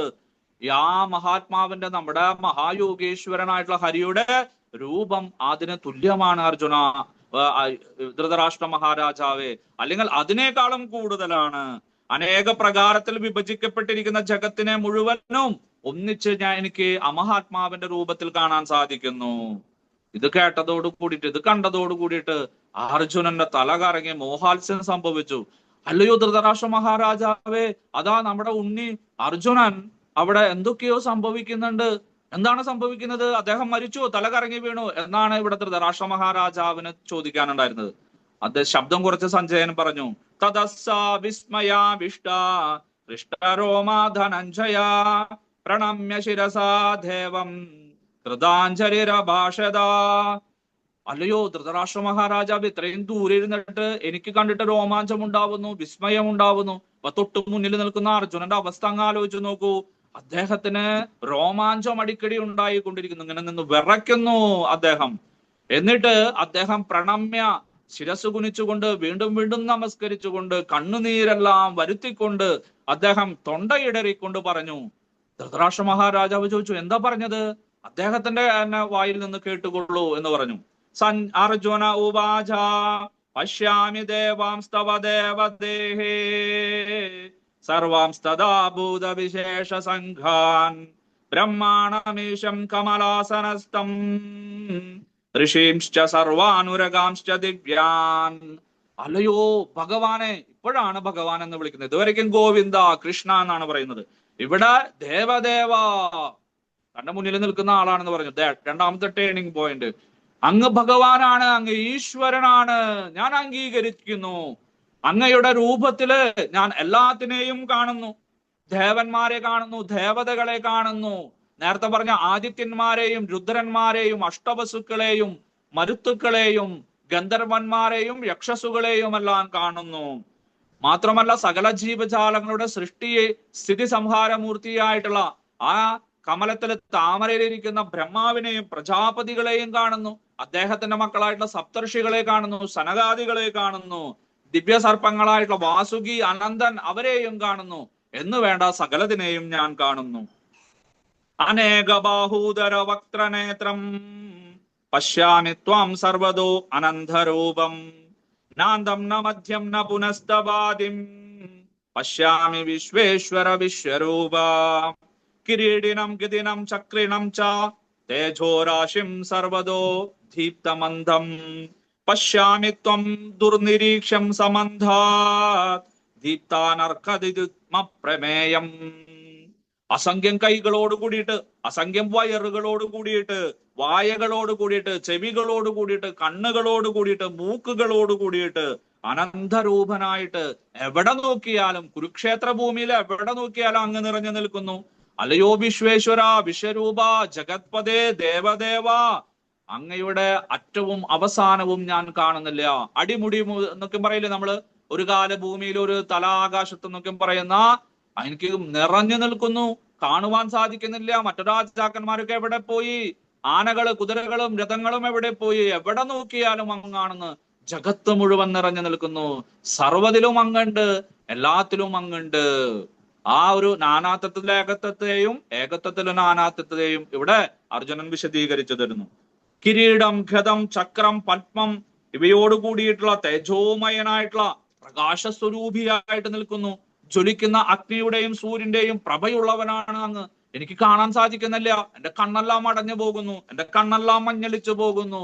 അലയോ ഭഗവാനെ, ത്വമക്ഷരം പരമം വേദിതവ്യം ത്വമസ്യ വിശ്വസ്യ പരം നിധാനം ത്വമവ്യയ ശ്വാശ്വത ധർമ്മഗോപ്ത സനാതനസ്ത്വം പുരുഷോ മദോമേ. അങ്ങാണ് അറിയപ്പെടേണ്ടവൻ. സർവവേദങ്ങളിലാലും വേദാന്തത്താലും അറിയപ്പെടേണ്ടവൻ ആരാണ്? അങ്ങാണ്. അങ്ങാണ് പരമദിവ്യോത്തമ പുരുഷൻ. ഈശ്വരൻ അങ്ങാണ്, ഭഗവാന അങ്ങാണ്, സർവ്വതിന്റെയും ആ പരമമായ അങ്ങാണ്, സനാതന ധർമ്മങ്ങളുടെ രക്ഷകൻ അങ്ങാണ്. അങ്ങാണ് പരമാത്മാവ്, അങ്ങാണ് ഭഗവാൻ, അങ്ങാണ് ഈശ്വരൻ. ഞാൻ അംഗീകരിക്കുന്നു. ഞാൻ മാത്രമല്ല, ഈ വിശ്വരൂപം കണ്ട എല്ലാവരും അംഗീകരിക്കുന്നു. ദേവദേവ അനാദിമധ്യാന്തമനന്തവീര്യം അനന്തബാഹും ശശിസൂര്യനേത്രം പശ്യാമി ത്വം ദീപ്തഹുദാശവക്ത്രം ത്വദേദസാ വിശ്വമിദം തബന്ധം. അങ്ങ് ആദിമധ്യാന്തരഹിതനാണ്, അങ്ങ് ശാശ്വതനാണ്, അജനാണ്. അങ്ങ് ഉണ്ടായവനല്ല, അങ്ങ് സർഗാദിയിൽ തന്നെ ഉണ്ടായിരുന്നു. അങ്ങയിൽ നിന്നാണ് സർവ്വതും ഉണ്ടായിരിക്കുന്നത്. ഈ ബ്രഹ്മാവും ഈ മഹേശ്വരനും ഈ മറ്റുള്ള ഋഷികളും മഹർഷിമാരും എല്ലാ സർവചരാചരങ്ങളിലും അങ്ങാണ് ഉണ്ടായിരിക്കുന്നത്. സൂര്യചന്ദ്രന്മാരാണ് അങ്ങയുടെ കണ്ണുകൾ. തേജസ് കൊണ്ട് അങ്ങ് വിശ്വത്തെ ആധ്യാത്മിക ലോകത്തെ മുഴുവൻ പ്രകാശിപ്പിക്കുന്നത് അങ്ങാണ്. ഭൗതിക ലോകത്തില് പ്രകാശിപ്പിക്കുന്ന സൂര്യനും ചന്ദ്രനും അങ്ങയുടെ പ്രകാശം കൊണ്ടാണ് പ്രകാശിക്കുന്നത് എന്ന് പറഞ്ഞ് ഭഗവാനെ ഇവിടെ സ്തുതിക്കുന്ന രംഗമാണ്. എല്ലാവരും ഇത് പഠിക്കണം. കാരണം ഭഗവാനെ സ്തുതിക്കുവാനായിട്ട്, അല്ലെങ്കിൽ നമ്മുടെ സൃഷ്ടിസ്ഥിതി സംഹാരമൂർത്തിയായിട്ടുള്ള, അല്ലെങ്കിൽ നമ്മുടെ നിയാമകനായിട്ടുള്ള, നമ്മുടെ പിതാവായിട്ടുള്ള, അല്ലെങ്കിൽ നമ്മുടെ പിതാമഹനായിട്ടുള്ള, പ്രപിതാമഹനായിട്ടുള്ള, മുത്തച്ഛനായിട്ടുള്ള ആ ഭഗവാനെ നമ്മൾ പ്രകീർത്തിക്കുവാനായിട്ട് ഈ ശ്ലോകങ്ങളെ കൊണ്ടൊന്നും സാധിക്കില്ല. എന്നിരുന്നാലും അർജുനന്റെ ഒരു കാഴ്ചപ്പാട് നമുക്ക് വേണം. അപ്പൊ അതുകൊണ്ട് എപ്പോഴെങ്കിലും നിങ്ങൾ ഈ അധ്യായം മാസത്തിൽ ഒരു പ്രാവശ്യമെങ്കിലും വായിക്കണം. ധ്യാവാ പ്രതിവോരിതമന്ധരം ഹേ വ്യാപ്തം ത്വയേക്കേന ദിശശ്ച സർവാ ദൃഷ്ടാത്ഭുതം രൂപമുഗ്രം തവേദം ലോകത്രയം പ്രവദിതം മഹാത്മൻ. അലയോ ദേവദേവ ജഗത്പദേ മഹായോഗേശ്വരോ വിഷ്ണു മഹാവിഷ്ണു ഹരിയേ, ആകാശത്തിന്റെയും ഭൂമിക്ക് ഇടയിലുള്ള ഈ ഇടം മുഴുവൻ നിറഞ്ഞു നിൽക്കുന്നു. മാത്രമല്ല ഇനി എവിടെയൊക്കെയാണ് ഈ 14 ലോകങ്ങളും എവിടെയാണ് ഇടമുള്ളത്, അത് മുഴുവൻ നിന്തിരുവടിയായിട്ടുള്ള ഭഗവാൻ തന്നെ നിറഞ്ഞു നിൽക്കുന്നു. അങ്ങയുടെ രൂപം അത്ഭുതാവഹമാണ്, ഭയാവഹമാണ്. എനിക്ക് ഭയം തോന്നുന്നു. എനിക്ക് മാത്രമല്ല, സിദ്ധന്മാരും ചാണൂരന്മാരും മറ്റുള്ളവരും എല്ലാവരും യോഗികളുമെല്ലാം അത്ഭുതത്തോടു കൂടിയിട്ടാണ് നോക്കി നിൽക്കുന്നത്. അർജുനൻ മാത്രമല്ല ഈ രൂപം കാണുന്നത്. ഭൂമിക്ക് മുകളിലുള്ള ഉത്കൃഷ്ട ലോകങ്ങളിൽ നിന്നെല്ലാം മഹാത്മാക്കള് ഇതെല്ലാം നോക്കി കാണാണ്. ഇതെന്താ ഇവിടെ കാണുന്നത്? ഈ രൂപത്തിന് മുന്നേ കണ്ടിട്ടില്ലല്ലോ, വളരെ അപൂർവ രൂപമാണല്ലോ എന്ന് വിചാരിച്ച് എല്ലാവരും അങ്ങോട്ടും ഇങ്ങോട്ടുമെല്ലാം സന്ദേശങ്ങൾ അയച്ചു. അങ്ങനെ ആ മുകളിലുള്ള ജനലോകം, മഹർലോകം, തപലോകം, ബ്രഹ്മലോകം തുടങ്ങിയിട്ടുള്ള ലോകങ്ങളിലുള്ള മഹാത്മാക്കളും ഭക്തന്മാരുമെല്ലാം ഇത് കണ്ണിറയെ കാണുകയാണ്. അമീഹത്വം സുരസംഗാവിശന്തേ കേചിത് ഭീതാ പ്രാഞ്ചലയോ ഗൃണന്തേ സ്വസ്തിത്തുക്താ മഹർഷി സിദ്ധസംഗാ സ്തുവന്തി ത്വാം സ്തുതിഭി പുഷ്കലാഭിഹി. അല്ലയോ, അവര് കാണുക മാത്രമല്ല, അവര് പ്രാർത്ഥിക്കുകയും ചെയ്യുന്നുണ്ട്. പക്ഷെ ചിലർക്ക് ഈ രൂപം അംഗീകരിക്കാൻ പറ്റണില്ല, അവർക്ക് കാണാൻ സാധിക്കുന്നില്ല, കണ്ടു നിൽക്കാൻ പറ്റുന്നില്ല. ആ ദേവസമൂഹങ്ങൾ അങ്ങയെ ശരണം പ്രാപിച്ചിരിക്കുന്നു. ചിലര് പേടിച്ച് കൈകൂപ്പി പ്രാർത്ഥിക്കുന്നു. ചിലരെല്ലാം മഹർഷിമാരും സിദ്ധന്മാരുമെല്ലാം മംഗളം ഭവന്തു, മംഗളം ഭവിക്കട്ടെ, ദേവദേവ ജയഹോ ജയഹോ എന്ന് പറഞ്ഞ് പുഷ്പവൃഷ്ടി നടത്തുന്നു. അവരെല്ലാം ദിവ്യസ്തോത്രങ്ങളെ കൊണ്ട് അങ്ങയെ സ്തുതിക്കുന്നു പേടി മാറ്റുവാനായിട്ട്. ആരൊക്കെയാണ്? രുദ്രാദിത്യവസവോ യേച്ച സാധ്യ വിശേഷിനോ മരുതശ്ചോഷ്മപാശ്ച ഗന്ധർവയക്ഷാസുര സിദ്ധ സംഗാ വീക്ഷന്തേ ത്വാം വിസ്മിതാശ്ചൈവ സർവേ. നേരത്തെ നമ്മുടെ സഞ്ജയൻ പറഞ്ഞിട്ടുള്ള ആൾക്കാര് തന്നെ. ആ ഏകാദശ രുദ്രന്മാര്, ദ്വാദശാദിത്യന്മാര്, അഷ്ടവസുക്കള്, സാധ്യന്മാര് എന്നവർ പറയുന്ന ദേവസമൂഹം, വിശ്വദേവതകള്, വിശ്വത്തിന്റെ ദേവതകള്, അശ്വിനി ദേവന്മാര്, മരുത്തുക്കള്, പിതൃക്കള് എന്ന് വേണ്ട ഗന്ധർവന്മാരും യക്ഷന്മാരും അസുരന്മാരും രാക്ഷസന്മാരും സിദ്ധന്മാരും യോഗികളും, ഇങ്ങനെ 14 ലോകങ്ങളിലും ആരൊക്കെയുള്ളത്? അവരെല്ലാവരും അത്ഭുത പരവശരായിട്ട് അങ്ങയെ നോക്കുന്നു. ചിലര് കരയുന്നു, ചിലര് പേടിക്കുന്നു, ചിലര് വായ പൊത്തുന്നു, ചിലര് കണ്ണുകൾ അടയ്ക്കുന്നു. ഇങ്ങനെ പല കാര്യങ്ങൾ ചെയ്യുന്നു. രൂപം മഹത്തെ ബഹുവക്ത്രനേത്രം മഹാബാഹോ ബഹുബാഹുരൂപാദം ബഹൂതരം ബഹുദ്രംഷ്ടാകരാളം ദൃഷ്ടാലോക പ്രവദിതാസ്തദാഹം നഭസ്പർശം ദീപ്തമനേകവർണം വ്യാതാനനം ദീപ്ത വിശാല നേത്രം ദൃഷ്ടാഹി ത്വം പ്രവദിതാന്തരാത്മാ ധൃതീം ന വിന്ധാന്തി ശമജം വിഷ്ണു. അല്ലയോ ഭഗവാനെ, അസംഖ്യം വായകളോടുകൂടിയ കണ്ണുകളോടുകൂടിയിട്ടുള്ള അങ്ങയുടെ ഈ രൂപമെല്ലാം കണ്ട് ലോകത്തിലെ ജീവജാലങ്ങളെല്ലാം പരക്കം പായുന്നു. ഇടിവെട്ടും മഴയുള്ള സമയത്തെല്ലാം ജീവജാലങ്ങൾ അങ്ങോട്ടും ഇങ്ങോട്ടും ഓടുന്ന പോലെ അങ്ങയുടെ പ്രകാശ രൂപം കണ്ടിട്ട് പേടി വരുന്നു. ആർക്കാ പേടി ഉണ്ടാവുക? ദുഷ്ടന്മാർക്ക്. സജ്ജനങ്ങൾക്ക് പേടി ഉണ്ടാവോ ഭഗവാന്റെ രൂപം കണ്ടിട്ട്? ഇല്ല. അതുകൊണ്ട് ഈ രൂപത്തിന് അധികം പ്രാധാന്യം നൽകേണ്ട ആവശ്യമില്ല. ഇതെല്ലാം സാധാരണ ആളുകൾക്ക് ബോധ്യം വരുവാനായിട്ട്, അല്ലെങ്കിൽ അവർക്ക് വിശ്വാസം വരുവാനായിട്ട് ഭഗവാൻ കാണിച്ചു കൊടുക്കുന്നതാണ്. നമുക്ക് ഏതാ ഇഷ്ടം? ശ്യാമസുന്ദര രൂപം അല്ലെ? ആ രാധാമാധവ്, അല്ലെങ്കിൽ രാധാരാസബിഹാരി, അല്ലെങ്കിൽ രാധാകൃഷ്ണചന്ദ്രൻ അല്ലെ? ആ രൂപം എന്ത് മനോഹരമാണ്. വിശ്വരൂപം സാധാരണ ആൾക്കാർക്ക് ഇഷ്ടമുള്ളത്. നമ്മളെ പരിശുദ്ധ ഭക്തന്മാരായിട്ടുള്ള വൈഷ്ണവർക്ക് എപ്പോഴും ആ ശ്യാമസുന്ദര രൂപമാണ് ഇഷ്ടം. അതുകൊണ്ട് എനിക്കും ഭയം തോന്നുന്നു, മറ്റുള്ളവരുടെ ഭയം കൊണ്ട് എനിക്കും ഭയം തോന്നുന്നു, എന്റെ മനസ്സ് കിടിലം കൊള്ളുന്നു. ദ്രംഷ്ടാകരാളാനി ചതേ മുഖാനേ ദൃഷ്ടൈവ കാലാനല സന്നിഭാനേ ദിശോ ന ജാനേന ലഭേ ച ശർമ്മ പ്രസീദ ദേവേശ ജഗന്നിവാസാം. അങ്ങയുടെ ആ രൂപങ്ങളിലുള്ള ചില വലിയ വലിയ രൂപങ്ങൾക്ക് പുറത്തേക്ക് ദ്രംഷ്ടകളുണ്ട്. അവരുടെ പല്ലുകളെല്ലാം പുറത്തേക്ക് വന്നിരിക്കുന്നു. ചിലരുടെ വായിൽ നിന്ന്, ചിലരുടെ മൂക്കിൽ നിന്നെല്ലാം ഭയങ്കരങ്ങളാണ്. കാലാഗ്നി പോലെയുള്ള അഗ്നി ചിലരുടെ മുഖത്ത് നിന്ന്, വായിൽ നിന്ന് വമിക്കുന്നു. എനിക്ക് ദിക്കേതാന്ന് മനസ്സിലാവുന്നില്ല. എനിക്ക് തല ചുറ്റുന്നു, എന്റെ കൈക്കാലെല്ലാം ഇടരുന്നു, എന്റെ മനസമാധാനം നഷ്ടപ്പെട്ടു. ഭഗവാനെ പ്രസാദിച്ചാലും മതി, കണ്ടത് മതി എനിക്ക്. നോക്കണേ, ഇങ്ങനെയാണ്. ആദ്യം ആഗ്രഹം ഉണ്ടാവും, എന്നാ കാണിച്ചു കൊടുത്താലോ അത് പറ്റില്ല. അതുപോലെ അമീചത്വാം ധൃതരാഷ്ട്രസ്യ പുത്ര സർവൈ സഹൈവാവനിപാല സംഗൈഹി ഭീഷ്മോ ദ്രോണസ്തൂതപുത്ര സദസ്തു സഹാസ്മദീയൈരഭിയോധമുഖ്യൈഹി വക്ത്രാണി തേ ത്വരമാണാ വിശന്തി ദ്രംഷ്ടാകരാളാനി ഭയാനകാനി കേചിത് വിലഗ്നാ ദശനാദരേഷു സംദൃശ്യന്തേ ചൂർണിത്വൈരമാഘേ. ഭഗവാൻ പറഞ്ഞിട്ടുണ്ടായിരുന്നു, നീ ഇതുവരെ കാണാത്ത കാഴ്ചകളെല്ലാം കണ്ടുകൊള്ളൂ. മാത്രമല്ല, നിനക്കിനി എന്താണ് കാണാൻ ആഗ്രഹിക്കുന്നത് അതും കണ്ടുകൊള്ളൂ. കാരണം ഭഗവാന് മനസ്സിലായി, ഈ യുദ്ധത്തിനെ കുറിച്ചിട്ട് അർജുനന്റെ മനസ്സിൽ അനേകം ഭയാശങ്കകളുണ്ട്. ജയിക്കോ, തോൽക്കോ, അല്ലെങ്കിൽ എന്താ ഉണ്ടാവണത്? ഇവരെല്ലാം എനിക്ക് വധിക്കാൻ സാധിക്കുമോ? കേമന്മാരാണ്.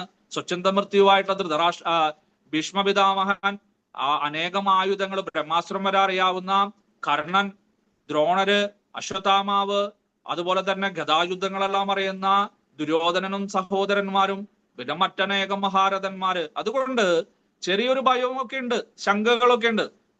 താൻ വില്ലാളി വീരനാണ്, താൻ കേമനാണെന്നുള്ള ഭാവമൊക്കെ ഉണ്ട് അർജുനന്. എന്നാലും ചെറിയൊരു ആശങ്ക ഉള്ളതായിട്ട് ഭഗവാന്, പരമാത്മ സ്വരൂപിയായിട്ടുള്ള അന്തരാമിയായിട്ടുള്ള ഭഗവാന് മനസ്സിലായി. അതുകൊണ്ട് ഭഗവാൻ പറഞ്ഞു, അർജുന, നിനക്ക് എന്തെങ്കിലും കാണാൻ ആഗ്രഹമുണ്ടെങ്കിൽ അതും കണ്ടുകൊള്ളൂ എന്ന് പറഞ്ഞു. അപ്പൊ എന്താഗ്രഹം? യുദ്ധത്തിന്റെ പരിണത ഫലം. യുദ്ധത്തിന്റെ പരിണത ഫലം കാണണമെന്ന് ആഗ്രഹിച്ചു, കാണിച്ചു കൊടുക്കുകയും ചെയ്തു.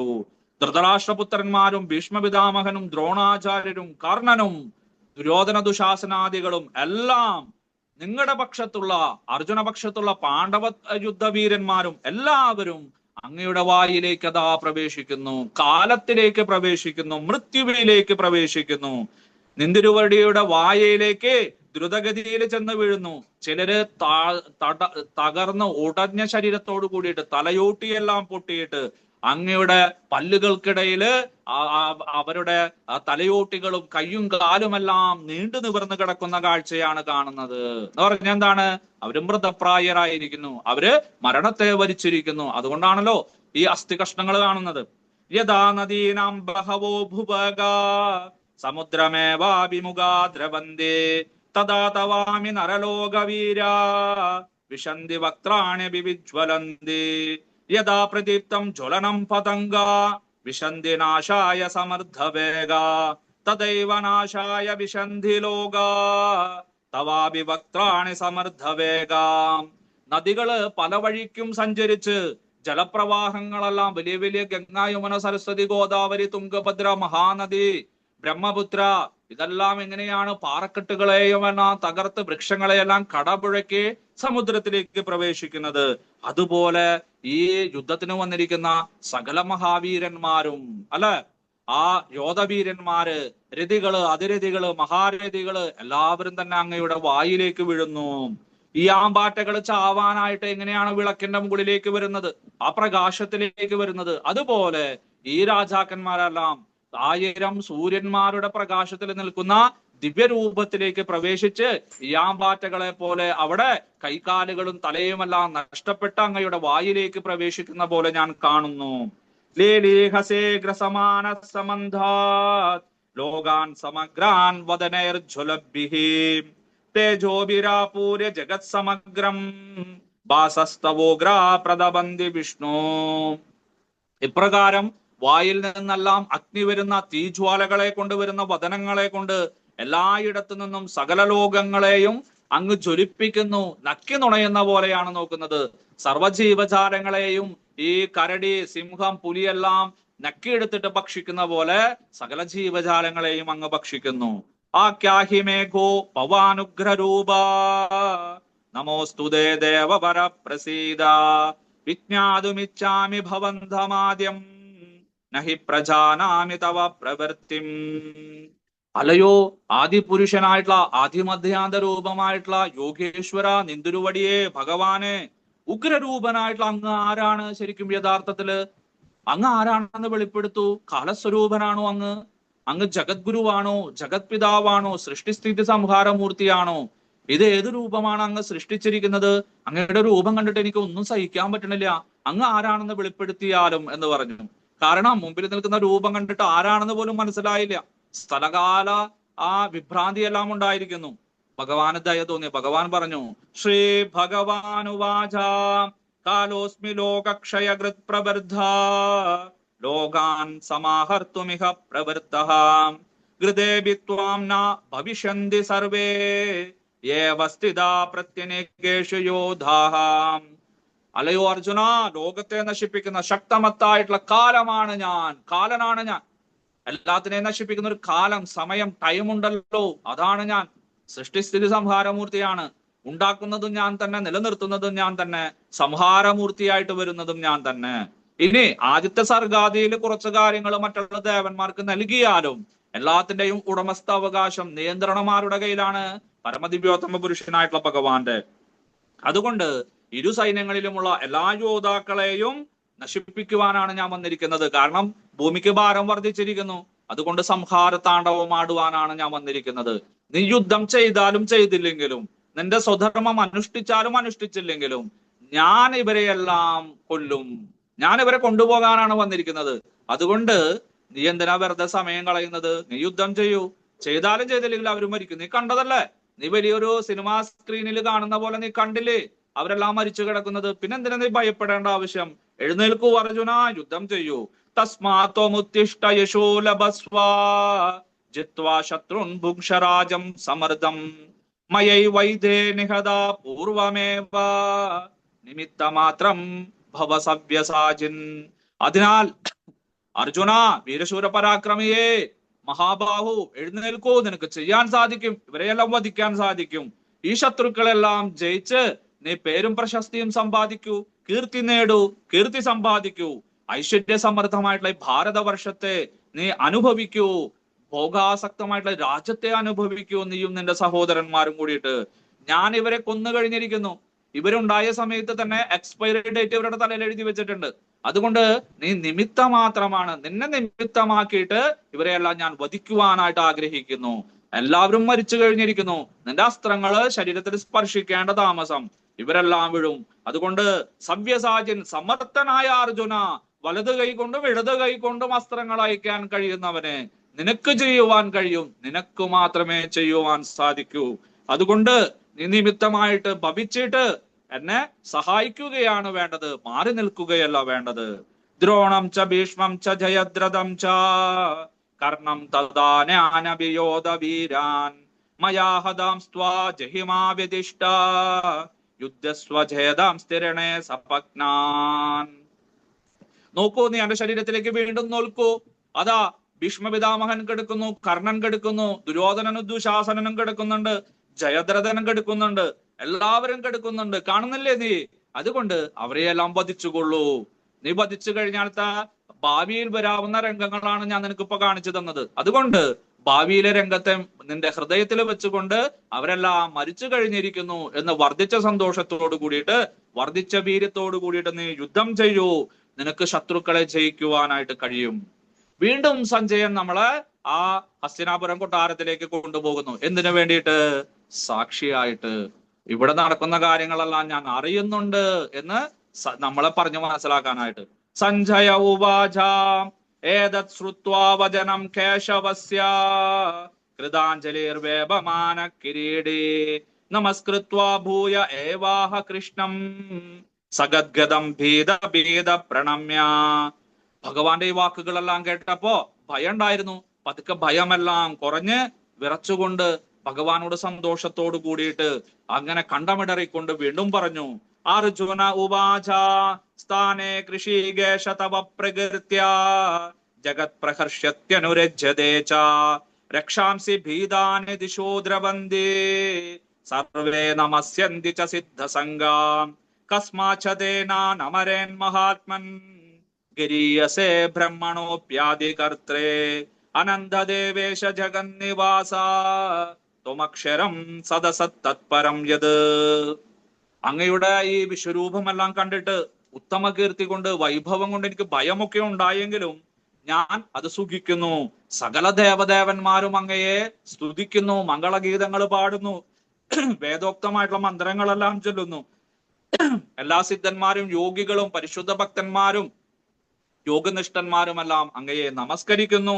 എല്ലാവരെക്കാളും ശ്രേഷ്ഠനും ആ ത്രിമൂർത്തികളെക്കാളും ബ്രഹ്മാവിനേക്കാളും മഹേശ്വരനേക്കാളും എന്തിന് ആ മഹാവിഷ്ണുവിനേക്കാളും ഉയർന്ന അങ്ങ് ഞാൻ എല്ലാവർക്കും യോഗ്യനാണ്. അതുകൊണ്ട് ആരാണ് അങ്ങയെ നമസ്കരിക്കാത്തത്? എങ്ങനെ നമസ്കരിക്കാതിരിക്കും? അങ്ങാണല്ലോ സത്ത്, അങ്ങയാണല്ലോ ഉണ്മ. എല്ലാത്തിനും നാശരഹിതനായിട്ടുള്ള, സകല വസ്തുക്കളും നാശമുണ്ട്, നാം നാശരഹിതനായിട്ടുള്ള അങ്ങ് മാത്രമാണ് ഇതിന് എല്ലാത്തിനും അധികാരി. അതുകൊണ്ട് ഞാനും നമസ്കരിക്കുന്നു എന്ന് പറഞ്ഞ് അർജുനനും നമസ്കരിച്ചു. ത്വമാദിദേവ പുരുഷ പുരാണ ത്വമസ്യ വിശ്വസ്യ പരം നിദാനം വേതാസി വേദ്യം ച പരം ച ധാമ ത്വയാ തദം വിശ്വമനന്തരൂപം. അങ്ങ് ആദിദേവനാണ്, പുരാണ പുരുഷനാണ്, അങ്ങ് പരമദിവ്യോത്തമ പുരുഷനാണ്, ഈ വിശ്വത്തിന്റെ സൃഷ്ടിസ്ഥിതി സംഹാരമൂർത്തിയാണ്, പരമധാമവും അങ്ങ് തന്നെ എന്ന് പറഞ്ഞ് മഹർഷിമാരും ഋഷിമാരും എല്ലാം വേദങ്ങളിലും എല്ലാം പറഞ്ഞിരിക്കുന്ന ഇപ്പോഴാണ് അർജുനന് മനസ്സിലായത് ഗോവിന്ദൻ കൃഷ്ണൻ ആരാണെന്ന്. അതുകൊണ്ട് ഭഗവാൻ നേരത്തെ പറഞ്ഞിട്ടുള്ള 10-ാം അധ്യായത്തിലും 9-ാം അധ്യായത്തിലും പറഞ്ഞിട്ടുള്ള കാര്യങ്ങളെല്ലാം മനസ്സിലായി, എനിക്ക് യുക്തിയുക്തമായിട്ട് മനസ്സിലായി, കണ്ടു, ആസ്വദിച്ചു, എനിക്ക് നേരിൽ മനസ്സിലായി എന്ന് പറഞ്ഞ് ഭഗവാൻ അർജുനൻ ഇവിടെ സാക്ഷ്യപ്പെടുത്തുകയാണ് ചെയ്യുന്നത്. വായോർയമോഗ്നിർ വരുണ ശശാങ്ക പ്രജാപതിസ്ത്വം പ്രഭിതാമഹശ്ച നമോ നമസ്തേ സുസഹസ്രകൃത്വാ പുനശ്ച ഭൂയോപി നമോ നമസ്തേ. വായു ഭഗവാനും യമനും അഗ്നിയും വരുണനും ചന്ദ്രനും പ്രജാപതിയും സൂര്യനും പ്രഭിതാമഹനും ബ്രഹ്മദേവനും എല്ലാം അങ്ങ് തന്നെയാണ്. കാരണം എല്ലാത്തിലും ഉണ്മയായിട്ട് പരമാത്മാവായിട്ട് ഈശ്വരനായിട്ട് അങ്ങാണ്. എല്ലാത്തിന്റെയും ഉടമസ്ഥാവകാശം അങ്ങാണ്. അങ്ങേക്ക് 1000 നമസ്കാരം. വീണ്ടും വീണ്ടും ഞാൻ നമസ്കരിക്കുന്നു. അങ്ങയുടെ മുമ്പിലും പിന്നിലും ഇടതുവശത്തും വലതുവശത്തും എല്ലായിടത്തും ഞാൻ നമസ്കരിക്കുന്നു. മാത്രമല്ല ഭഗവാനെ, ഞാൻ എന്താ അപരാധമാണ് ചെയ്തിരിക്കുന്നത്? ഞാൻ എൻ്റെ സമാപ്രായക്കാരനായിട്ടുള്ള, അല്ലെ, 6 മാസത്തെ വ്യത്യാസമുള്ളൂ, അതുകൊണ്ട് എന്നെ പോലുള്ള ഒരു വ്യക്തിയായിട്ടാണ് ഞാൻ ഇതുവരെ കരുതിയിരിക്കുന്നത്. 70 വയസ്സായി ഇപ്പൊ നമുക്ക് രണ്ടുപേർക്കും. ഈ 10 വയസ്സ് തൊട്ട് അങ്ങയെ കണ്ടതാണ് ഞാൻ ഇവിടെ വന്നത് മുതല്. അങ്ങനെ 10 വയസ്സ് മുതൽ 70 വയസ്സ് വരെ ഞാൻ അങ്ങയോട് എങ്ങനെ പെരുമാറിയത് ചിന്തിക്കാൻ പറ്റണില്ല. അർജുനൻ കരയുവാനായിട്ട് ആരംഭിച്ചു. നോക്കണേ, അതുകൊണ്ടാണ് ഞാൻ ഈ അധ്യായം വായിക്കുവാൻ പറയുന്നത്. തന്റെ തെറ്റുകളെല്ലാം ഏറ്റുപറയുകയാണ് അർജുനൻ. എന്താ? സഖേതി മത്വാ പ്രസവം യദുക്തം ഹേ കൃഷ്ണ ഹേ യാദവ ഹേ സഖേതി അജാനദാ മഹിമാനം തവേദം മയാ പ്രമാദാത് പ്രണയേന വാപി യച്ഛാവഹാസാർത്ഥമസത്കൃതോത്തി വിഹാരശയ്യാസന ഭോജനേഷു ഏകോ തവാപ്യത്യുജ തത്സമക്ഷം തശ്ശാമയേ ത്വാമഹമപ്രമേയം. കരഞ്ഞുകൊണ്ട് ഭഗവാനെ നമസ്കരിച്ച് കാല് പിടിച്ചു പറയുകയാണ്, അല്ലയോ ഭഗവാനെ, അങ്ങ് ആരാണെന്ന് എനിക്ക് മനസ്സിലായില്ല. ഇപ്പോഴാണ് മനസ്സിലാക്കുന്നത്. ജഗദീശ്വരനാണ്, ജഗത്പതിയാണ്, പരമധാമമാണ്, പരമനിരപേക്ഷ സത്യമാണ്, പരമദിവ്യോത്തമ പുരുഷനാണ് എന്ന്. അങ്ങയുടെ മഹിമ അറിയാതെ എന്റെ കൂട്ടുകാരനാണ്, എന്റെ അമ്മായിയുടെ മകനാണ്, എന്റെ ബന്ധുവാണെന്ന് മനസ്സിലാക്കിയിട്ട് ഞാൻ അങ്ങയെ കൃഷ്ണ, യാദവ, ദുഷ്ട, കാലിച്ചെറുക്കാന്നൊക്കെ വിളിച്ചിട്ടുണ്ട്. എന്നോട് മാപ്പാക്കണേ ഭഗവാനെ. കളിക്കുന്ന സമയത്ത് ഞാൻ എപ്പോഴും അങ്ങയെ എന്റെ താഴെയാണ് നിർത്താറ്. ഒരിക്കലും അങ്ങയെ എന്റെ മുകളിലിടാക്കാറില്ല. അങ്ങയുടെ പുറത്താണ് ഞാൻ കയറിയിരിക്കാറ്. ഏതെങ്കിലും ഒരു സ്ഥലത്ത് പോയി ഇരിക്കുന്ന സമയത്ത് ഞാൻ കസാരയിൽ കയറിയിരിക്കും, നിന്നെ പിടിച്ചിറക്കും. കിടക്കുന്ന സമയത്ത് ഞാൻ കട്ടിലിൽ നിന്ന് നിന്നെ ചവിട്ടി താഴെ ഇടാറുണ്ട്. പുതയ്ക്കാൻ തുണി തരുന്ന സമയത്ത് അത് ഞാൻ പുതയ്ക്കും, എനിക്ക് തരില്ല, എനിക്ക് അതിനുള്ള അർഹതയില്ല, യാദവനല്ലേ, അങ്ങനെയൊക്കെ വിചാരിച്ചിട്ട് ഭഗവാനെ അങ്ങ് നിന്തിരുവടിയാണ്, ദയവ് ചെയ്തിട്ട് അടിയനോട് പൊറുക്കണേ, എന്തെങ്കിലും തെറ്റ് ചെയ്തിട്ട് നീ പൊറുക്കണേ എന്ന് ഇവിടെ പറയുകയാണ്. ആ അർജുനന്റെ ഭാവമായിരിക്കണം നമുക്ക് ഭഗവത്ഗീത വിദ്യാർത്ഥികൾക്ക്.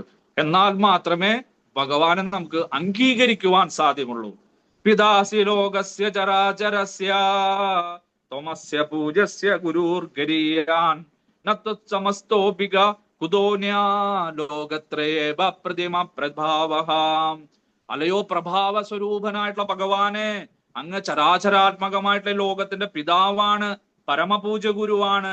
ഈ 3 ലോകങ്ങളിലും അങ്ങേക്ക് തുല്യനായിട്ട് ആരുമില്ല, അങ്ങേക്ക് ശ്രേഷ്ഠനായിട്ട് ആരുമില്ല. അങ്ങയെ ഞാൻ വീണ്ടും വീണ്ടും നമസ്കരിക്കുന്നു. തസ്മാത് പ്രണമ്യ പ്രണീതായ ഗായം പ്രസാദയേ ത്വാമഹമീശമേഡ്യം പിദേവപുത്രസ്യ സഖേവ സഖ്യ പ്രിയ പ്രിയായർഹസേ ദേവസോടും. അതുകൊണ്ട് അങ്ങേക്ക് തുല്യനായിട്ട് ആരുമില്ലാത്തത് കൊണ്ടും അങ്ങേക്ക് മുകളിൽ ആരുമില്ലാത്തത് കൊണ്ടും അങ്ങയെ ഞാൻ നമസ്കരിക്കുന്നു. ഞാൻ ദണ്ഡ നമസ്കാരം ചെയ്യുന്നു. പ്രണമ്യ പ്രണീതായ ഗായം, അതാ എന്റെ സകല ദുരഭിമാനങ്ങളും ഞാൻ അങ്ങേക്ക് കാഴ്ചവെക്കുന്നു. ഞാൻ ഒന്നുമല്ല, അങ്ങയുടെ ദാസനാണ്, ദാസന്റെ ദാസനാണ്. അങ്ങ് എന്നോട് പ്രസാദിക്കണേ. എങ്ങനെയാണ്? പിതാവ് പുത്രനോട് ക്ഷമിക്കുന്ന പോലെ, ഒരു സ്നേഹിതനോട് ക്ഷമിക്കുന്ന പോലെ, ഒരു കമിതാവ് മറ്റൊരു കമിതാവിനോട്, ഒരു കാമുകൻ കാമുകിയോട്, അല്ലെങ്കിൽ ഒരു കാമുകി കാമുകനോട്, ഭാര്യ ഭർത്താവിനോട്, ഭർത്താവ് ഭാര്യയോട് ഇങ്ങനെ ക്ഷമിക്കുന്ന പോലെ, അല്ലയോ ഭഗവാനെ എന്റെ തെറ്റു പുറക്കണേ, ഞാൻ അങ്ങയെ ഉപദ്രവിച്ചതും എല്ലാം ക്ഷമിക്കണേ എന്നോട്. കാരണം ഇവിടെ തേരാളിയായിട്ടിരിക്കുന്ന സമയത്ത് പാർത്ഥസാരഥി അങ്ങോട്ട് കൊണ്ടുപോകുന്നൊക്കെ പറഞ്ഞ് തന്റെ ഗാണ്ഡീപം കൊണ്ട് മുതുകത്ത് അടിക്കുന്നുണ്ട്, കാലുകൊണ്ട് ചവിട്ടുന്നുണ്ട് അദ്ദേഹത്തിന്. ഇടത്തോട്ട് തിരിയട, വലത്തോട്ട് തിരിക്കട, നിന്നോടല്ലട പറഞ്ഞത് എന്നൊക്കെ പറഞ്ഞിട്ട് ഇങ്ങനെ ഉപദ്രവിക്കുന്നതായിട്ട് കാണാൻ സാധിക്കും. അതെല്ലാം അർജുനന് ഇപ്പോഴാണ് ഓർമ്മ വരുന്നത്.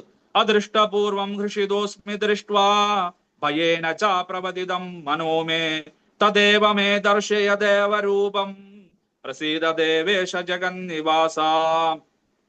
അങ്ങയുടെ വിശ്വരൂപം ഞാൻ കണ്ടു. ആദ്യം ഭയം തോന്നി, പക്ഷെ അങ്ങ് ദേവദേവനാണെന്ന് മനസ്സിലായി. അങ്ങ് ത്രിമൂർത്തികളെക്കാളും ക്ഷേമനാണെന്ന് മനസ്സിലായി. ഇപ്പൊ ഞാൻ സന്തുഷ്ടനായിരിക്കുന്നു. എന്നാലും എന്റെ മനസ്സിൽ ചെറിയൊരു പേടിയുണ്ട്. അതുകൊണ്ട് അങ്ങ് ആ മുമ്പത്തെ രൂപം ഒന്ന് കാണിച്ചു തരണേ. കിരീടിനം ഗതിനം ചക്രഹസ്തം ഇച്ഛാമി ത്വം ദൃഷ്ടുമഹം തദേവ തേനൈവ രൂപേണ ചതുർഭുജേന സഹസ്രബാഹോ ഭവ വിശ്വമൂർത്തേ. അങ്ങ് 4 തൃക്കൈകളോട് കൂടിയിട്ടുള്ള ഒരു രൂപം അങ്ങ് എടുത്തു എന്ന് പറയുന്നുണ്ട്. അങ്ങ് ജനിച്ച സമയത്ത് ശംഖചക്ര ഗദാപത്മത്തോട് കൂടിയിട്ട് ആ രൂപം ഒന്ന് കാണിച്ചു തരണേ. കാരണം ഇത് ലാസ്റ്റ് ചാൻസ് ആണ്. ഈ കിട്ടിയ ചാൻസ് ഇനി കളയാനായിട്ട് അർജുനൻ ആഗ്രഹിക്കുന്നില്ല. അതുകൊണ്ട് അങ്ങയുടെ വിശ്വരൂപം കണ്ടു, ഇനി ഒരു രൂപം കൂടി കാണണം. ഏതാണ്? ആ തൃക്കൈകളോട് കൂടിയിട്ടുള്ള ഗുരുവായൂരപ്പന്റെ രൂപം ഒന്ന് കാണിച്ചു തരണേ. മഹാവിഷ്ണുവിന്റെ രൂപം കാണിച്ചു തരണേ. എന്തിനു വേണ്ടിയിട്ടാണ്? മഹാവിഷ്ണു തന്നെയാണ് ഗോവിന്ദൻ, കൃഷ്ണൻ എന്ന് നമുക്ക് മനസ്സിലാക്കി തരാൻ. ഗർഭോദകശായി വിഷ്ണു, കാരണോദകശായി വിഷ്ണു, ക്ഷീരോദകശായി വിഷ്ണു എന്നെല്ലാം തത്വരൂപേണ പറയുന്ന പുരുഷാവതാരങ്ങള് ഭഗവാൻ ഗോവിന്ദൻ തന്നെയാണ്. അല്ലെങ്കിൽ ഭഗവാൻ ഗോവിന്ദന്റെ കീഴെയാണെന്ന് കാണിച്ചു തരാൻ ഭഗവാൻ പറഞ്ഞു. അതിനെന്താ ഉണ്ണി? കാണിച്ചു തരാലോ. ഭഗവാൻ ഉവാച മയ പ്രസന്നേന തവാർജുനേദം രൂപം പരം ദർശിതമാത്മയോഗാത് തേജോമയം വിശ്വമനന്തമാദ്യം യന്മേ ത്വദന്യേന ദൃഷ്ടപൂർവം. അർജുന, നിന്നില് സന്തോഷവാനായിട്ടാണ് ഞാൻ കാണിച്ചു തന്നത്. കാരണം നീ അതിന് അർഹനാണ്, നീ എന്റെ ശുദ്ധഭക്തനാണ്. അതുകൊണ്ട് ഈ രൂപം നിനക്കാർക്കും നിനക്ക് മാത്രമേ ഇപ്പൊ ആദ്യമായിട്ട് കാണിച്ചു തന്നിട്ടുള്ളൂ. അതിനു മുന്നേ പല ആൾക്കാരും ചോദിച്ചിട്ടുണ്ട്, അവർക്കൊന്നും കാണിച്ചു കൊടുത്തിട്ടില്ല. കാരണം അവർക്ക് അതിനുള്ള യോഗ്യതയില്ല. നിനക്കാണ് യോഗ്യത. ന വേദയജ്ഞാധിയനർണധാനേ ന ചക്രിയാഭിർന തപോഭിഗൃഹൈഹി ഏവം രൂപശക്യ അഹം നൃലോകേ ദ്രഷ്ടും ത്വദന്യേന കുരു പ്രവീരാം. അല്ലയോ കുരുവംശത്തിൽ ജനിച്ചവനെ, മനുഷ്യലോകത്തില് നിനക്കല്ലാതെ മറ്റാർക്കും ഇത് കാണാൻ സാധിച്ചില്ല. സിദ്ധന്മാർക്കും യോഗികൾക്കും ഉത്കൃഷ്ട ലോകങ്ങളിലുള്ളവർക്കും എല്ലാം കാണാൻ സാധിച്ചിട്ടുണ്ട്. പക്ഷെ സാധാരണ ജനങ്ങൾക്ക് ഇത് കാണാൻ സാധിക്കില്ല. ഇത് ദാനങ്ങൾ കൊണ്ടോ തപസ്യകൾ കൊണ്ടോ മറ്റു വലിയ വലിയ അനുഷ്ഠാനങ്ങൾ കൊണ്ടോ ഒന്നും ഇത് കാണാൻ സാധിക്കില്ല. ശുദ്ധമായിട്ടുള്ള ഭക്തി കൊണ്ട് മാത്രമേ കാണാൻ സാധിക്കുള്ളൂ. വീണ്ടും സഞ്ജയൻ പറയുകയാണ്. സഞ്ജയ ഉവാച ഇത്യർജുനം വാസദേവസ്തദോക്ത്വാ സ്വകം രൂപം ദർശയമാസ ഭൂയഃ ആശ്വാസയാമാസ ച ഭീതമേനം ഭൂത്വാ പുനഃ സൗമ്യ ബഭുർ മഹാത്മാ. അങ്ങനെ ഭഗവാൻ ആ കിരീടിക്ക് അർജുനന് തന്റെ പഴയ രൂപത്തെ കാണിച്ചു കൊടുത്തു. ഏത്? ആ സുന്ദര രൂപമായിട്ട് ശ്യാമസുന്ദര രൂപം. അതിനു മുന്ന് ചതുർഭുജത്തോടു കൂടിയിട്ടുള്ള രൂപവും കുറച്ചു നേരത്തേക്ക് കാണിച്ചു കൊടുത്തു. ഇത് കണ്ടപ്പോ അർജുനന് ആശ്വാസമായി. അർജുന ഉവാച ദൃഷ്ട്വേദം മാനുഷം രൂപം തവ സൗമ്യം ജനാർദ്ദന ഇദാനീമസ്മി സംവൃത്ത സചേതാ പ്രകൃതിം ഗതഃ. ആ അനുഷ്ടുപ്പ് വലിയ അനുഷ്ടുപ്പിൽ നിന്ന് ചെറിയ അനുഷ്ടുപ്പിലേക്ക് വരികയും ചെയ്തു. വേദവ്യാസ മഹർഷിയുടെ കരവിരുതെല്ലാം നിങ്ങൾക്ക് ഈ അധ്യായത്തിൽ കാണാൻ സാധിക്കും. അത്ഭുതം, ദയ, വിസ്മയം, കാരുണ്യം, എല്ലാതും സകല രസങ്ങളും നവരസങ്ങളും ഇതിൽ എഴുതി ചേർത്തിട്ടുണ്ട്. പിന്നെ ആ ശ്ലോകങ്ങളെല്ലാം വരുന്ന സമയത്ത് എവിടെയാണ് അത്ഭുതം? അപ്പൊ വലിയ ശ്ലോകങ്ങള്, എവിടെയാണ് ചെറുത്? അപ്പൊ ചെറിയ ശ്ലോകങ്ങളില്. ഇവിടെ അദ്ദേഹം പഴയ രീതിയിലേക്ക് വന്നു, അതുകൊണ്ട് ചെറിയ ശ്ലോകങ്ങളായി. അല്ലയോ ഭഗവാനെ, അങ്ങയുടെ സൗമ്യമായിട്ടുള്ള ഈ ശ്യാമസുന്ദര രൂപം കണ്ട് ഞാനിപ്പോൾ സ്വസ്ഥത ഭാവിച്ചിരിക്കുന്നു, നല്ല മനസമാധാനം, എനിക്ക് എന്റെ സ്വബോധമെല്ലാം തിരിച്ചു കിട്ടിയിരിക്കുന്നു. അപ്പൊ ഭഗവാന് സന്തോഷമായി. ഭഗവാൻ പറഞ്ഞു, സുദൂർദർശമിതം രൂപം ദൃഷ്ടവാനസി യന്മമ ദേവ അഭ്യസ്യ രൂപസ്യ നിത്യം ദർശന കാംക്ഷിണഃ നാഹം വേദേർന തപസാ നദാനേന ന തേജയാ ശക്യ ഏവം വിദോ ദൃഷ്ടം ദൃഷ്ടവാനസി മാം യഥാ. അല്ലയോ അർജുന, നീ കണ്ടിട്ടുള്ള ഈ വിശ്വരൂപവും ഈ ചതുർഭുജ രൂപവും ഈ ശ്യാമസുന്ദര രൂപവും ഉണ്ടല്ലോ, അത് മറ്റുള്ളവർക്കൊന്നും കാണാൻ സാധിക്കില്ല. അത് വളരെ ബുദ്ധിമുട്ടാണ്. ദേവന്മാര് പോലും ഈ ചതുർഭുജ രൂപവും അതുപോലെ ശ്യാമസുന്ദര രൂപവും വിശ്വരൂപവും ഒക്കെ കാണാനായിട്ട് ആഗ്രഹിക്കുന്നുണ്ട്. ഇടയ്ക്കിടയ്ക്ക് പറയും, പക്ഷെ ഞാൻ ചതുർഭുജ രൂപം മാത്രമേ കാണിച്ചു കൊടുക്കുള്ളൂ, ശ്യാമസുന്ദര രൂപവും വിശ്വരൂപവും ഒന്നും ആർക്കും കാണിച്ചു കൊടുക്കാറില്ല. നീ എങ്ങനെയാണ് കണ്ടത്? നീ ഭാഗ്യവാനാണ്. ഇത് വേദങ്ങളെ കൊണ്ടോ വേദപഠനം കൊണ്ടോ അനേകം കഠിനമായിട്ടുള്ള തപസ്സുകളെ കൊണ്ടോ ദാനധർമാദികളെ കൊണ്ടോ യജ്ഞങ്ങളെ കൊണ്ടോ ഹോമകുണ്ടങ്ങളെ കൊണ്ടൊന്നും സാധിക്കില്ല. പിന്നെ എങ്ങനെ സാധിക്കുക? അല്ലയോ ഭഗവാനെ, എങ്ങനെയാണ് അങ്ങയെ സാധിക്കുക? അങ്ങയുടെ രൂപം എങ്ങനെ കാണാൻ സാധിക്കുക? അത് ഞാൻ പറഞ്ഞു തരാം. എങ്ങനെയാ? ഭക്ത്യാ തുനന്യയാ ശക്യ അഹമേവം വിധോർജുന ജ്ഞാതും ദൃഷ്ടം ച തത്വേന പ്രവഷ്ടേച്ചും പരന്തവ. അർജുന, അത് കറകളയാത്ത ആ ഏറ്റവും പരിശുദ്ധമായിട്ടുള്ള ഉള്ളിൽ നിന്ന് വരുന്ന ഭഗവത് ഭക്തിയുത സേവനം അനുഷ്ഠിച്ചു കൊണ്ടുവരുന്ന ആ ഭക്തി കൊണ്ട് മാത്രമേ അത് കാണാൻ സാധിക്കൂ. അനന്യ ഭക്തി കൊണ്ട് മാത്രമേ ഇത് സാധ്യമാകൂ. അതല്ലാതെ വേറെ മാർഗമില്ല. അതുകൊണ്ട് ഒരു ഭക്തനായിട്ട് ഭവിക്കൂ. ഞാൻ പറഞ്ഞു തരാം എങ്ങനെയാണെന്ന്. ഭഗവാൻ പഞ്ചവത്സര പദ്ധതി 5 കാര്യങ്ങളാണ് പറയുന്നത്.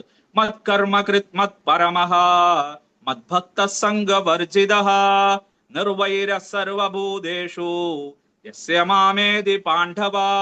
അർജുന, വെറും 5 കാര്യങ്ങൾ ചെയ്താൽ മതി, എന്നെ കാണാനായിട്ട് സാധിക്കും. നീ ലോകരോട് മുഴുവൻ വിളിച്ചു പറയൂ, നീ ഭഗവത്ഗീത വിദ്യാർത്ഥികളോട് പറയൂ, നീ കൊല്ലം ഗ്രൂപ്പിലെ സകല ആളുകളോടും വിളിച്ചു പറയൂ, ഈ ക്ലാസ് കേൾക്കുന്ന എല്ലാവരോടും പറയൂ. എന്താണ്? ഈശ്വരാർപ്പണമായിട്ട് സർവകർമ്മങ്ങളും ചെയ്യുക, ഭഗവാനെ തന്നെ പരമലക്ഷ്യമായി കരുതുക, ഭഗവാന്റെ ഭക്തി വളർത്തുക, മറ്റൊന്നിലും ഒട്ടിച്ചേരാതിരിക്കുക, ഒരു ജീവിയെയും വെറുക്കാതിരിക്കുക. ഇപ്രകാരം മത്കർമ്മകൃത്, എപ്പോഴും എന്നെ സ്മരിക്കുക, മത് പരമ, എന്നെ പരമനായിട്ട് പരമദിവ്യോത്തമ പുരുഷനായിട്ട് കരുതുക, മത് ഭക്ത, എന്റെ ഭക്തനായിട്ട് ഭഗവത് ഭക്തിയുടെ സേവനം അനുഷ്ഠിക്കുക, സംഘവർജിതുക, ഭൗതികമായിട്ടുള്ള കാര്യങ്ങളിൽ തലയിടാതിരിക്കുക, നിർവൈരഹ, സർവചരാചരങ്ങളോടും മനുഷ്യനോടും മൃഗങ്ങളോടും പക്ഷിമൃഗാദികളോടും ഒന്നും വൈരം വെച്ച് പുലർത്താതിരിക്കുക, സർവഭൂതേഷു, എല്ലാത്തിനോടും ഇപ്രകാരം ചെയ്യുകയാണെങ്കിൽ നിനക്ക് എന്റെ അടുത്ത് വരാനായിട്ട് സാധിക്കും എന്ന് പറഞ്ഞ് ഭഗവാൻ ഈ അധ്യായം ഉപസംഹരിച്ചു. ഓം തത്സത്. ഇത് ശ്രീ മഹാഭാരതേ ശതസാഹിസ്ര്യം സംഹിതായാം വൈയാംസിക്യാം ഭീഷ്മപർവണേ ശ്രീമദ് ഭഗവദ്ഗീതാസു ഉപനിഷത്സു ബ്രഹ്മവിദ്യായാം യോഗശാസ്ത്രേ ശ്രീകൃഷ്ണാർജുന സംവാദേ വിശ്വരൂപദർശനയോഗോ നാമ 11ാധ്യായഃ. ഓം ശാന്തി ശാന്തി ശാന്തി. ഹരേ കൃഷ്ണ. എല്ലാവർക്കും മനസ്സിലായി എന്ന് തോന്നുന്നു. അധികം പ്രാധാന്യമില്ല, എന്നാലോ പ്രാധാന്യം തന്നെയുണ്ട്. അതുകൊണ്ട് വലിയ വലിയ ശ്ലോകങ്ങളാണ്, പലരും ഇതിനെ ഒഴിവാക്കുകയാണ് ചെയ്യുന്നത്. എന്നാലും ഭഗവാന്റെ പരമനിരപേക്ഷ തത്വം, അല്ലെങ്കിൽ ഭഗവാനാണ് സർവലോക മഹേശ്വരൻ എന്ന് കാണിച്ചു തരുന്ന ഒരു അധ്യായമാണ്. വളരെ പ്രധാനപ്പെട്ടതാണ്. അതുകൊണ്ട് എല്ലാവരും പാരായണം ചെയ്യുക. ആ അർജുനൻ എപ്രകാരമാണ് തന്റെ തെറ്റുകളെല്ലാം ഏറ്റുപറയുന്നത്, ആ ശ്ലോകമെല്ലാം നിങ്ങൾ ജീവിതത്തിന്റെ എല്ലാ ദിവസവും എടുക്കുന്നതിന് മുന്നേ വായിക്കുക. Hare Krishna. Thank you very much. ഭഗവാൻ ഗുരുവായൂരപ്പൻ അനുഗ്രഹിക്കട്ടെ. കൃഷ്ണ മതിരസ്തു. ആർക്കെങ്കിലും എന്തെങ്കിലും ചോദിക്കാനാണെങ്കിൽ ചോദിക്കാം. പ്രഭു, ഞങ്ങൾ എവിടെ പോയിട്ട് വന്നെന്ന് അറിയത്തില്ല. ആ പ്രഭുവിന്റെ ഈ പ്രഭാഷണം കേട്ടപ്പോ അങ്ങ് ഗോലോകത്തിലെ വൈകുണ്ഠം എവിടാണെന്ന് അറിയില്ല. പോയിട്ട് തിരിച്ചു വന്നു ഈ 1 മണിക്കൂർ. പ്രണാമം പ്രഭുജി. ഭയങ്കര ഇമോഷണൽ ആയിപ്പോയി, ഭയങ്കര.